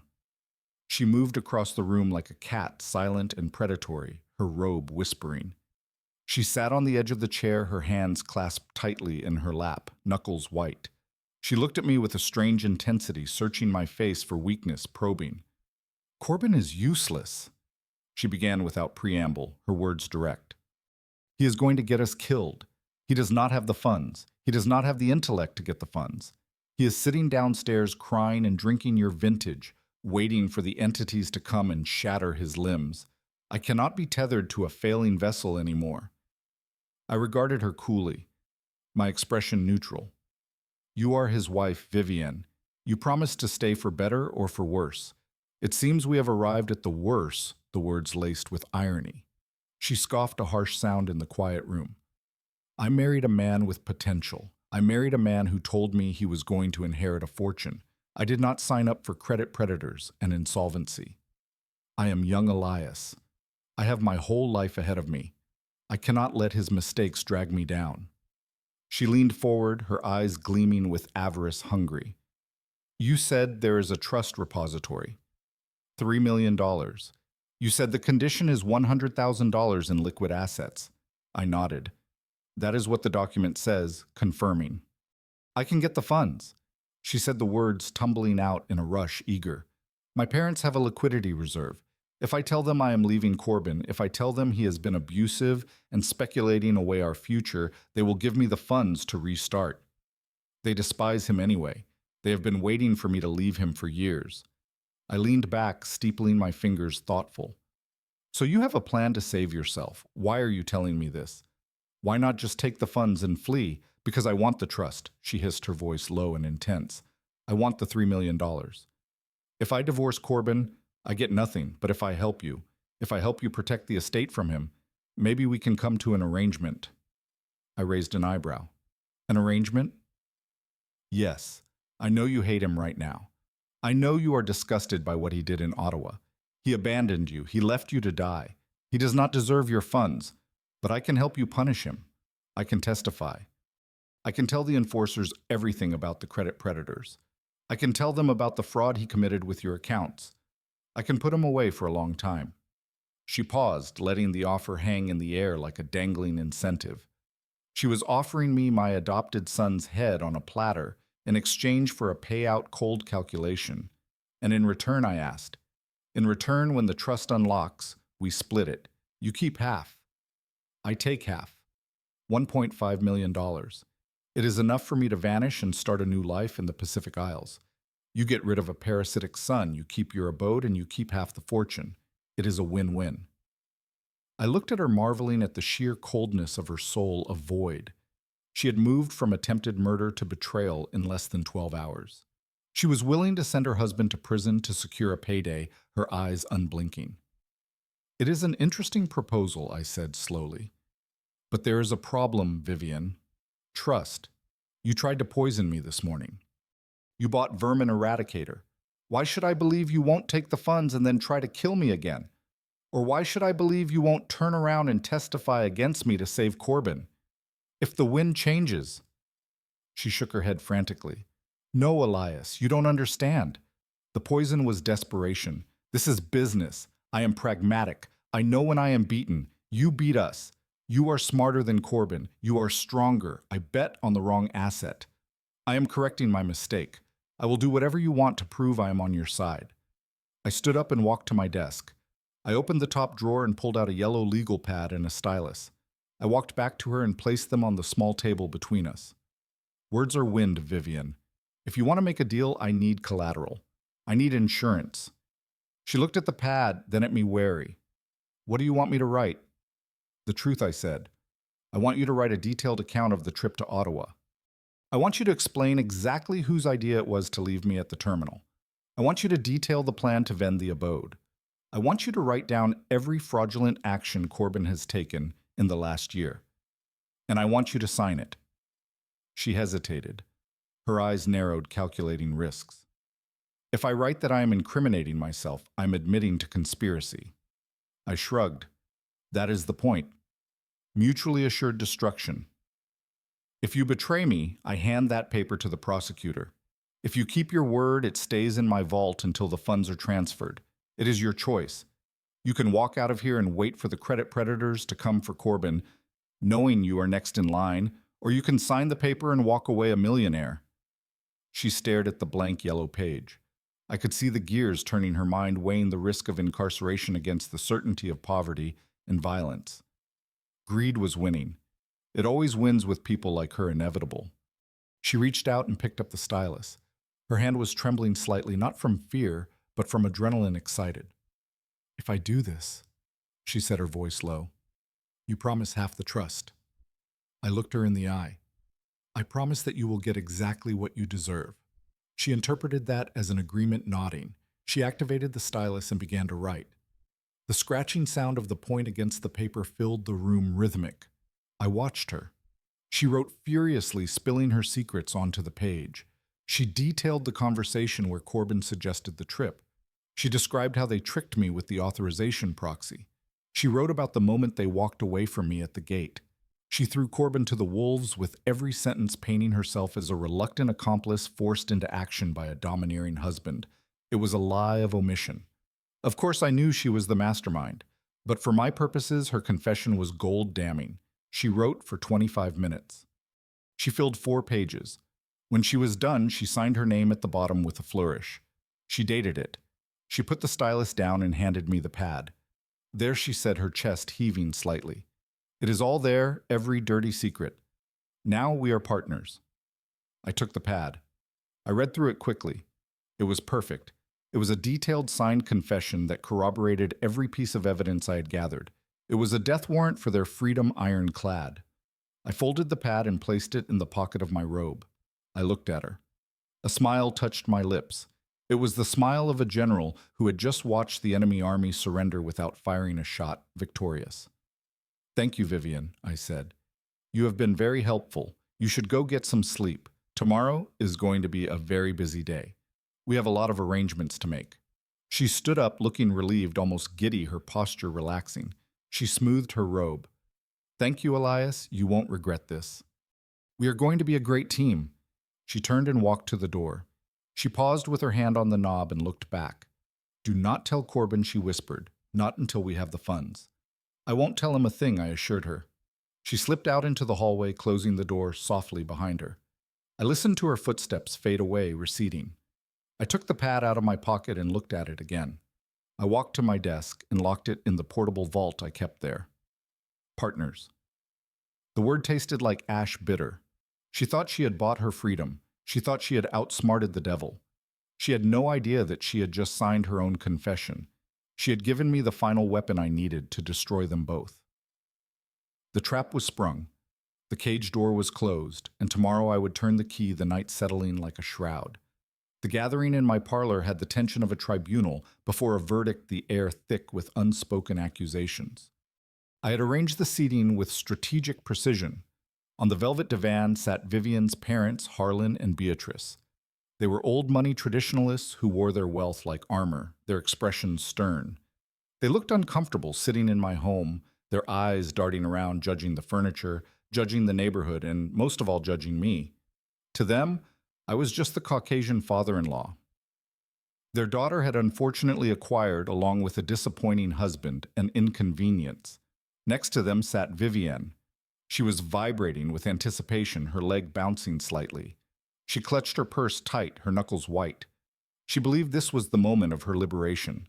She thought we were here to interface the forms that would unlock the trust repository and give her the millions she had bargained for, her eyes gleaming. Across from them sat Corbin. He looked like a man walking to the gallows, pale and drawn. He had dark circles under his eyes. He was sweating, beads forming on his brow.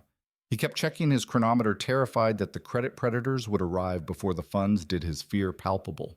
And in the corner sat Ms. Vale, my legal advisor. She was a woman of few words and sharp suits. She had the documents spread out on the coffee table, holographic displays flickering. I stood by the fireplace. I commanded the room not with volume, but with silence, my presence an anchor. I waited until everyone was settled, until the discomfort was palpable, the clock ticking audibly. Harlan cleared his throat. He looked at his chronometer. We are busy people, Elias, he said, his tone dismissive. Vivian said this was an emergency regarding family finances. Can we proceed?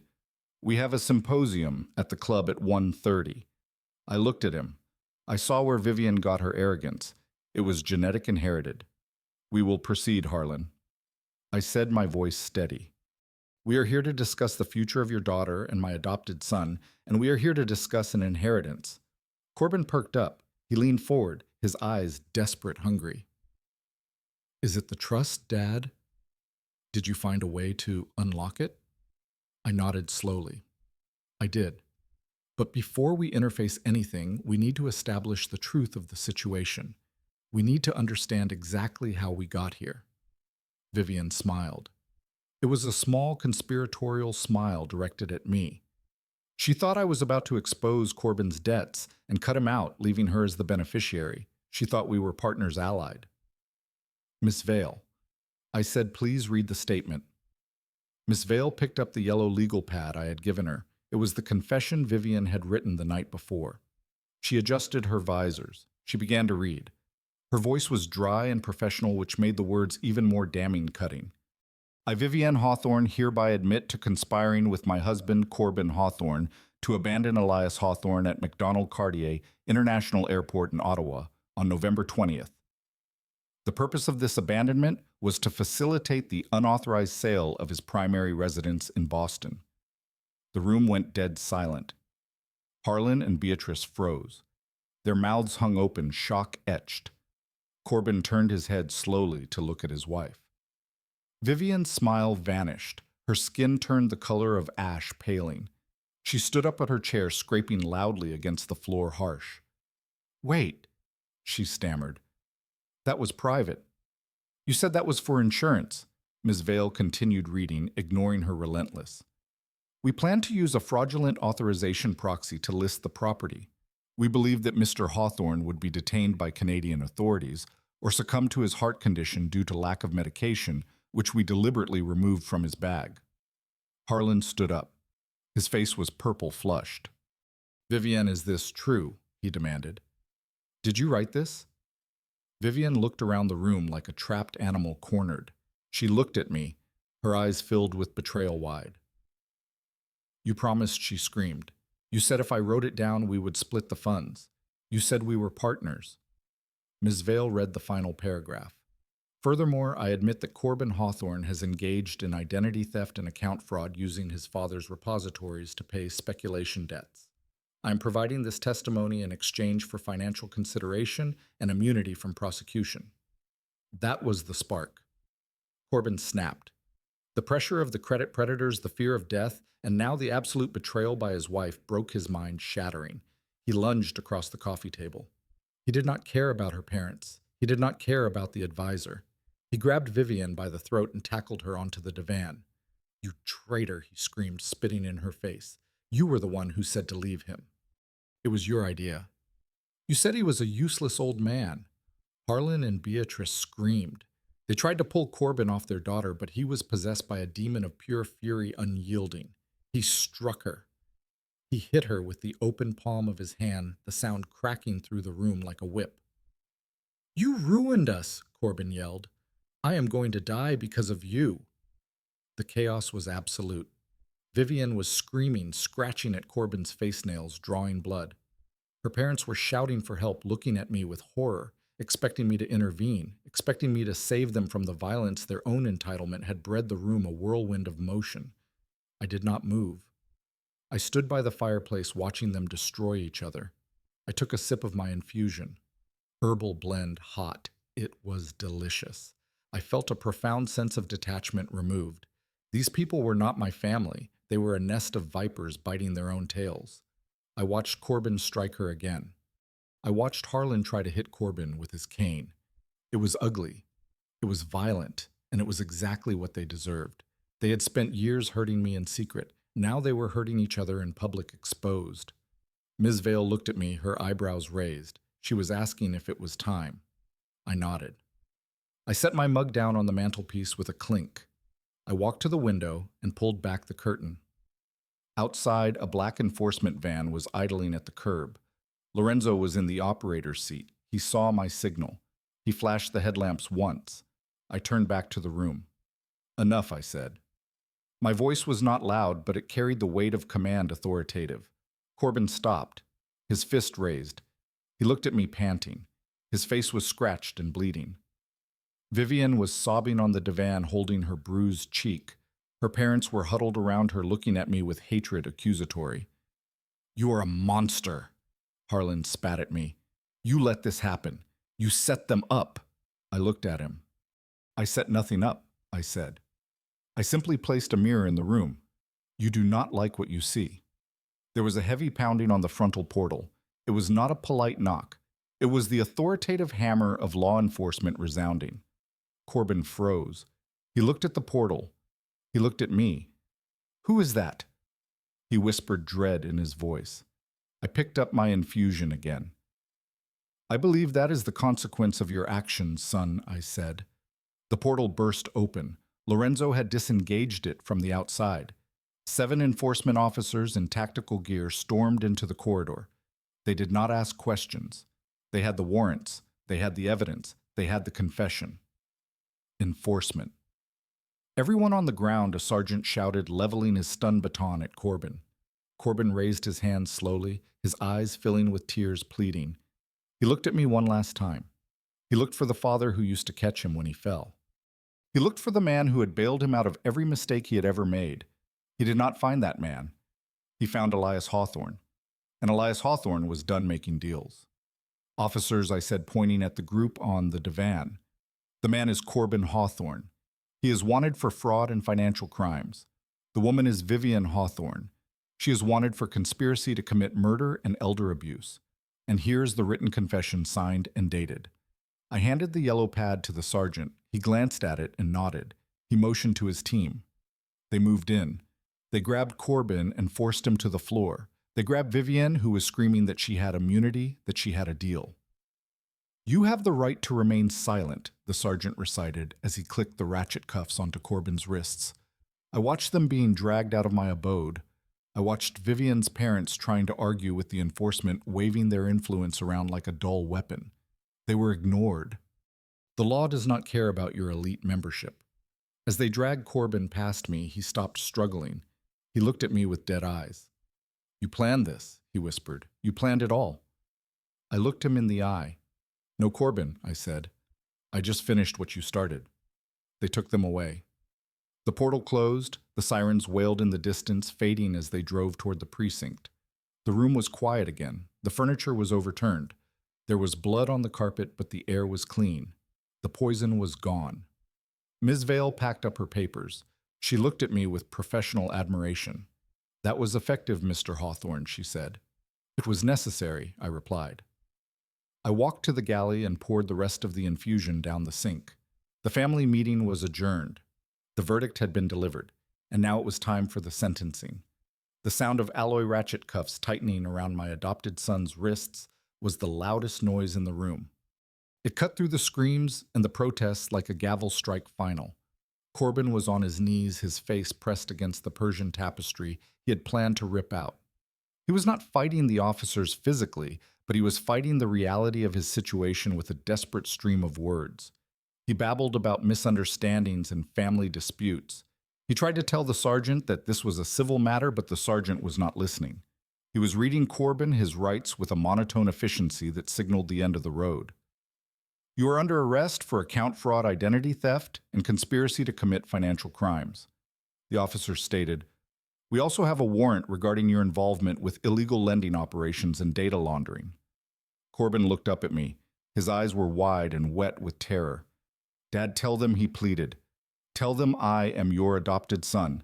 Tell them this is a mistake. You cannot let them take me. The credit predators will find me in detention. They will eliminate me in holding." I looked down at him. I did not see my adopted son. I saw a stranger who had worn my son's face while stealing my life savings impersonal. "You should have thought about that before you interfaced my name on those loan applications, Corbin." I said, "You dug this void. Now you have to inhabit it." Across the room, Vivian was putting up a different kind of fight. She was not begging. She was negotiating. As the female officer pulled her arms behind her back, Vivian twisted and shouted at Ms. Vale. "I have immunity," she shrieked. "I signed the confession. We had a deal. You said if I wrote it down, I would be a partner. You cannot arrest me. I am the witness." Ms. Vale adjusted her visors and looked at her with professional disdain. "You confessed to conspiracy to commit murder and elder abuse, Mrs. Hawthorne. There is no immunity deal for attempted homicide. That document was not a plea bargain. It was evidence, and now it is the primary exhibit in the case against you." Her parents, Harlan and Beatrice, stood by the window, huddled together like survivors of a crash. They did not try to intervene. They watched their daughter being cuffed with a mixture of horror and self-preservation. They realized that any association with her now would drag their reputation into the mud along with hers. They were already distancing themselves, their eyes cold and hard detached. The officers hauled Corbin and Vivienne to their feet. They stood side by side in the center of the parlor, the wreckage of their marriage and their schemes surrounding them. The physical fight was over, but the psychological war had one final battle left simmering. Corbin looked around the room, his gaze landing on the walls, on the ceiling, on the structure of the abode itself. A sudden frantic clarity entered his eyes. He realized he was going to prison. He realized his life was over, but his greed, his deep entitlement survived even in the face of incarceration, resilient. "Wait!" Corbin shouted, struggling against the grip of the officer. "Wait 1 minute. You can arrest me. You can put me in prison, but you cannot take this abode."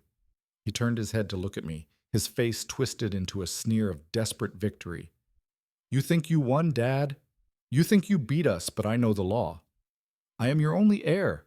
When you die, this abode comes to me. Even if I am in prison, I inherit it. It is my birthright. I will vend it from my cell.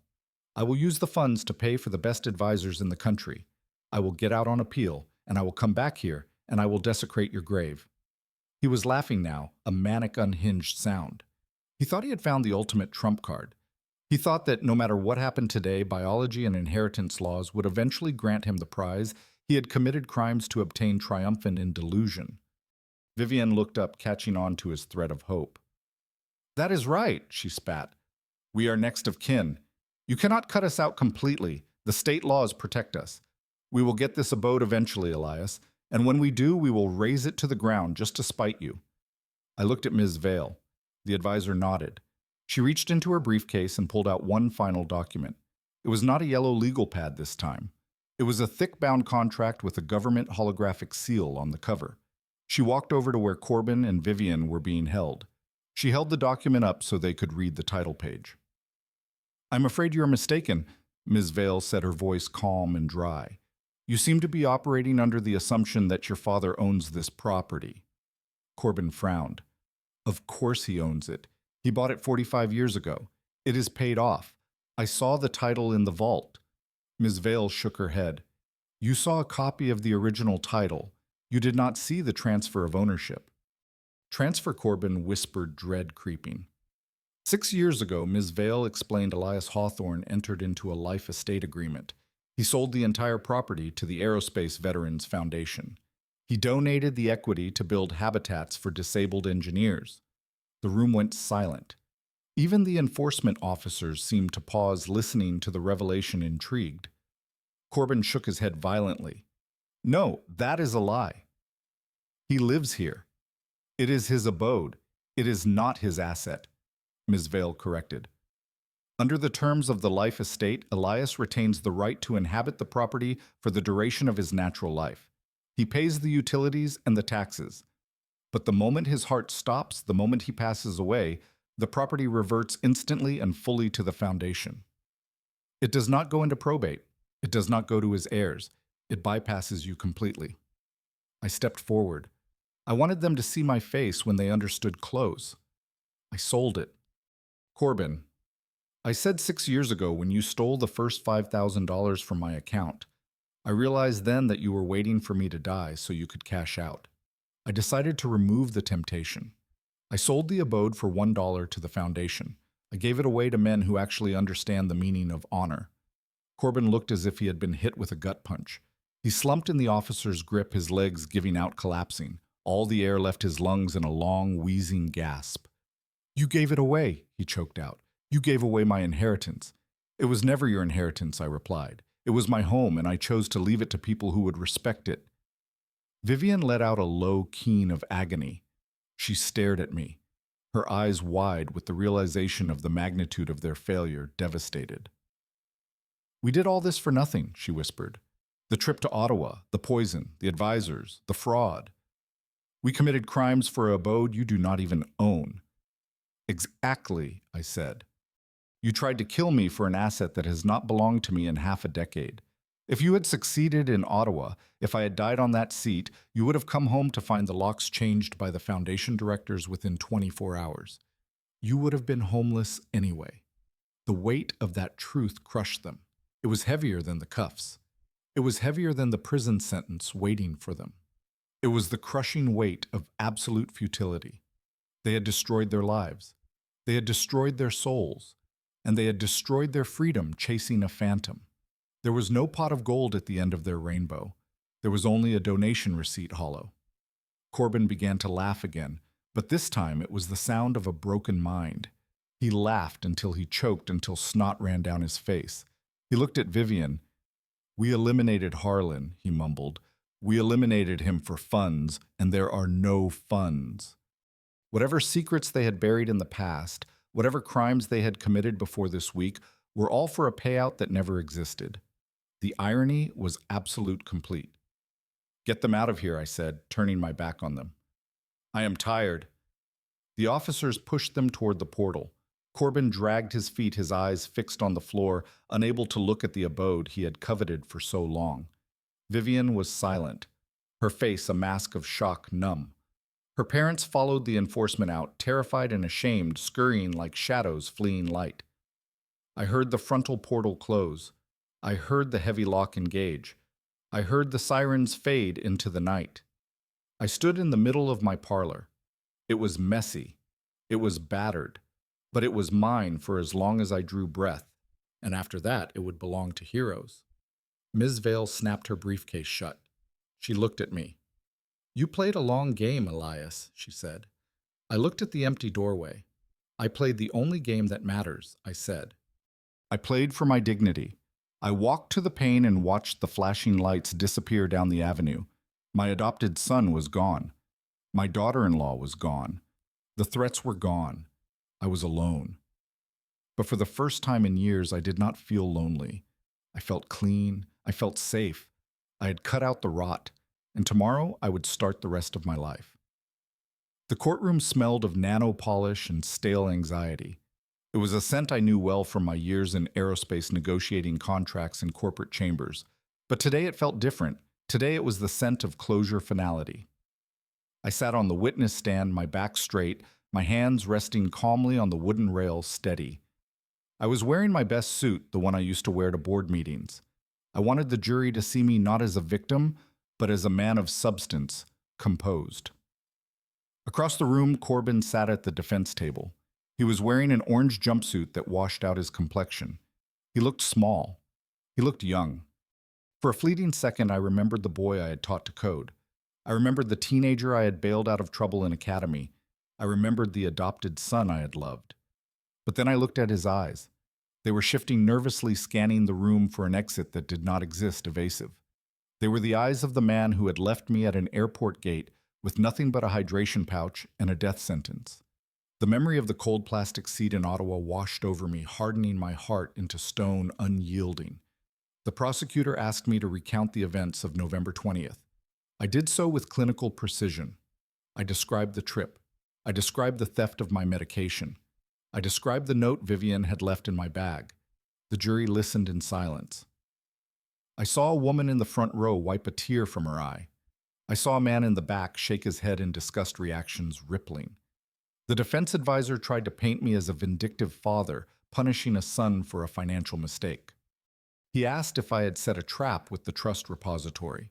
I looked him dead in the eye. I did not set a trap. I replied, my voice projecting to the back of the room. I offered a lifeline. My adopted son chose to use it as a noose. I turned my gaze to Corbin.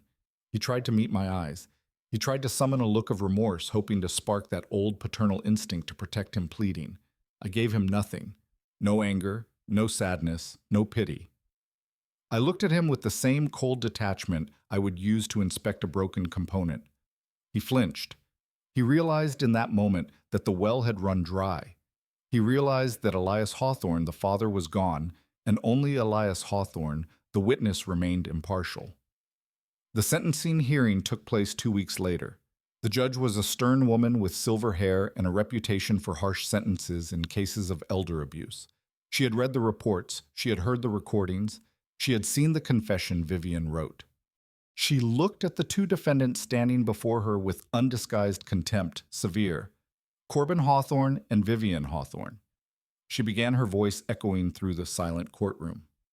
You stand convicted of conspiracy to commit murder, elder abuse account fraud, and identity theft.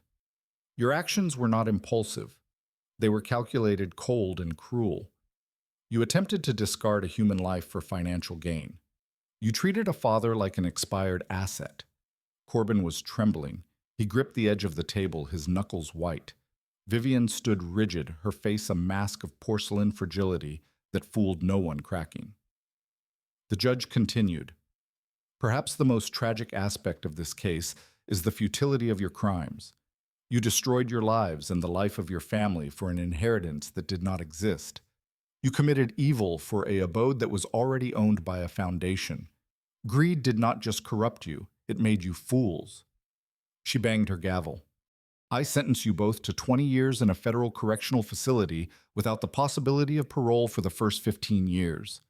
The scream that tore from Vivian's throat was primal. She did not look at the judge. She turned on Corbin. She lunged at him, her manicured nails aiming for his eyes. You did this, she shrieked.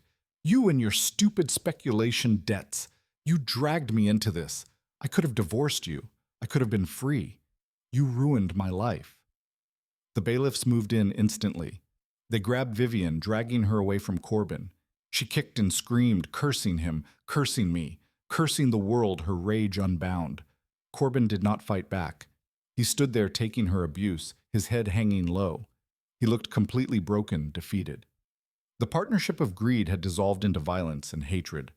They were being dragged away to separate facilities to live separate miseries, blaming each other for eternity, eternal. I watched them go. I did not feel triumph. I felt a heavy, quiet relief. The cancer had been cut out, excised. 1 month later, I drove to the state penitentiary. It was a gray, concrete fortress surrounded by energy barriers. It was a place where hope went to die sterile. I sat in the visiting room on a metal stool, waiting. I needed to do this one last time. I needed to close the door firmly and lock it final. Corbin walked in. He looked thinner. His head was shaved. He sat down on the other side of the thick, transparent partition. He picked up the black receiver. I picked up mine. "Hi, Dad," he whispered. His voice was rough, strained. "Hello, Corbin," I said. Tears welled up in his eyes. "Dad, I am so sorry. I know I erred. I know I deserve this, but it is hard in here. I am scared. Please, can you deposit some funds in my commissary account? I just need some basics. Hygiene kit, dental paste. Please, Dad. I am your adopted son. Even in prison, even after everything, he was still asking for funds. He was still the leech looking for a vein. He had learned nothing unchanged. I looked at him through the scratched partition. I leaned forward. I did not come here to give you funds, Corbin. I came here to tell you something so you would never have to wonder. He sniffled, wiping his nose with the back of his hand. What? He asked, hopeful. I forgive the boy I raised. I said, my voice steady. I forgive the child who scraped his knee and cried for his mother. But that child is dead. You killed him the day you left me in Ottawa. The man sitting in front of me is a stranger. He is a criminal, and I do not have a criminal for a son. Corbin's face crumpled. Dad, please don't say that. I am not your father anymore, I said. I am just the man who survived you. Do not write to me. Do not call me. If you send letters, I will delete them. You wanted my abode, Corbin. Now you have a abode. It has barriers on the windows and guards at the portal. It is exactly what you earned. I hung up the receiver. I did not wait for him to respond. I stood up and walked toward the exit. I could hear him tapping on the partition behind me, shouting muffled words, but I did not turn around. I walked out of the prison into the bright sunlight. The air tasted sweet, fresh. I got into my vehicle and drove away, leaving the past in the rear view where it belonged, receding. The Pacific Ocean is different from the Atlantic. It moves with a deeper rhythm, a slower pulse that seems to measure time, not in minutes, but in lifetimes vast. I sit on the terrace of my villa in the Hawaiian archipelago, watching the sun dip below the horizon, turning the water into a sheet of molten gold shimmering. The air smells of salt and grilled mahi-mahi, a far cry from the harbor fumes of Boston. It has been 1 year since I walked out of that prison. 1 year since I sold the remaining furnishings, packed 3 suitcases, and left the United States behind, departed. My life here is simple. I wake up when the sun hits my window. I walk to the local market to buy fresh poi and fruit. I speak Hawaiian with the fishers, a language I picked up during a project in the Pacific 35 years ago, and dust it off with surprising ease. They know me as Mr. Elias, the quiet retiree who tips well and plays a fierce game of Go. They do not know about the adopted son who tried to kill me. They do not know about the abode that was a trap. Here I am, just a man enjoying the sunset of his life, unburdened. I picked up the glass of local brew from the table. The condensation was cool against my fingers, refreshing. I took a sip, letting the crisp flavor wash away the dust of the afternoon. The villa is modest but beautiful. White plaster walls, bamboo tiles, a garden full of plumeria and hibiscus. It is everything I ever wanted and everything Corbin tried to steal. The irony is not lost on me. He wanted a quick fortune to live a life of leisure. Instead, his greed bought him a cage, while my patience bought me paradise earned. The sound of footsteps on the gravel path interrupted my thoughts. It was the courier, a cheerful young woman named Leilani. She waved a white envelope in the air. "Mail for you, Mr. Elias," she called out, "from the mainland." I thanked her and took the letter. I recognized the return address immediately. It was stamped with the seal of the federal penitentiary.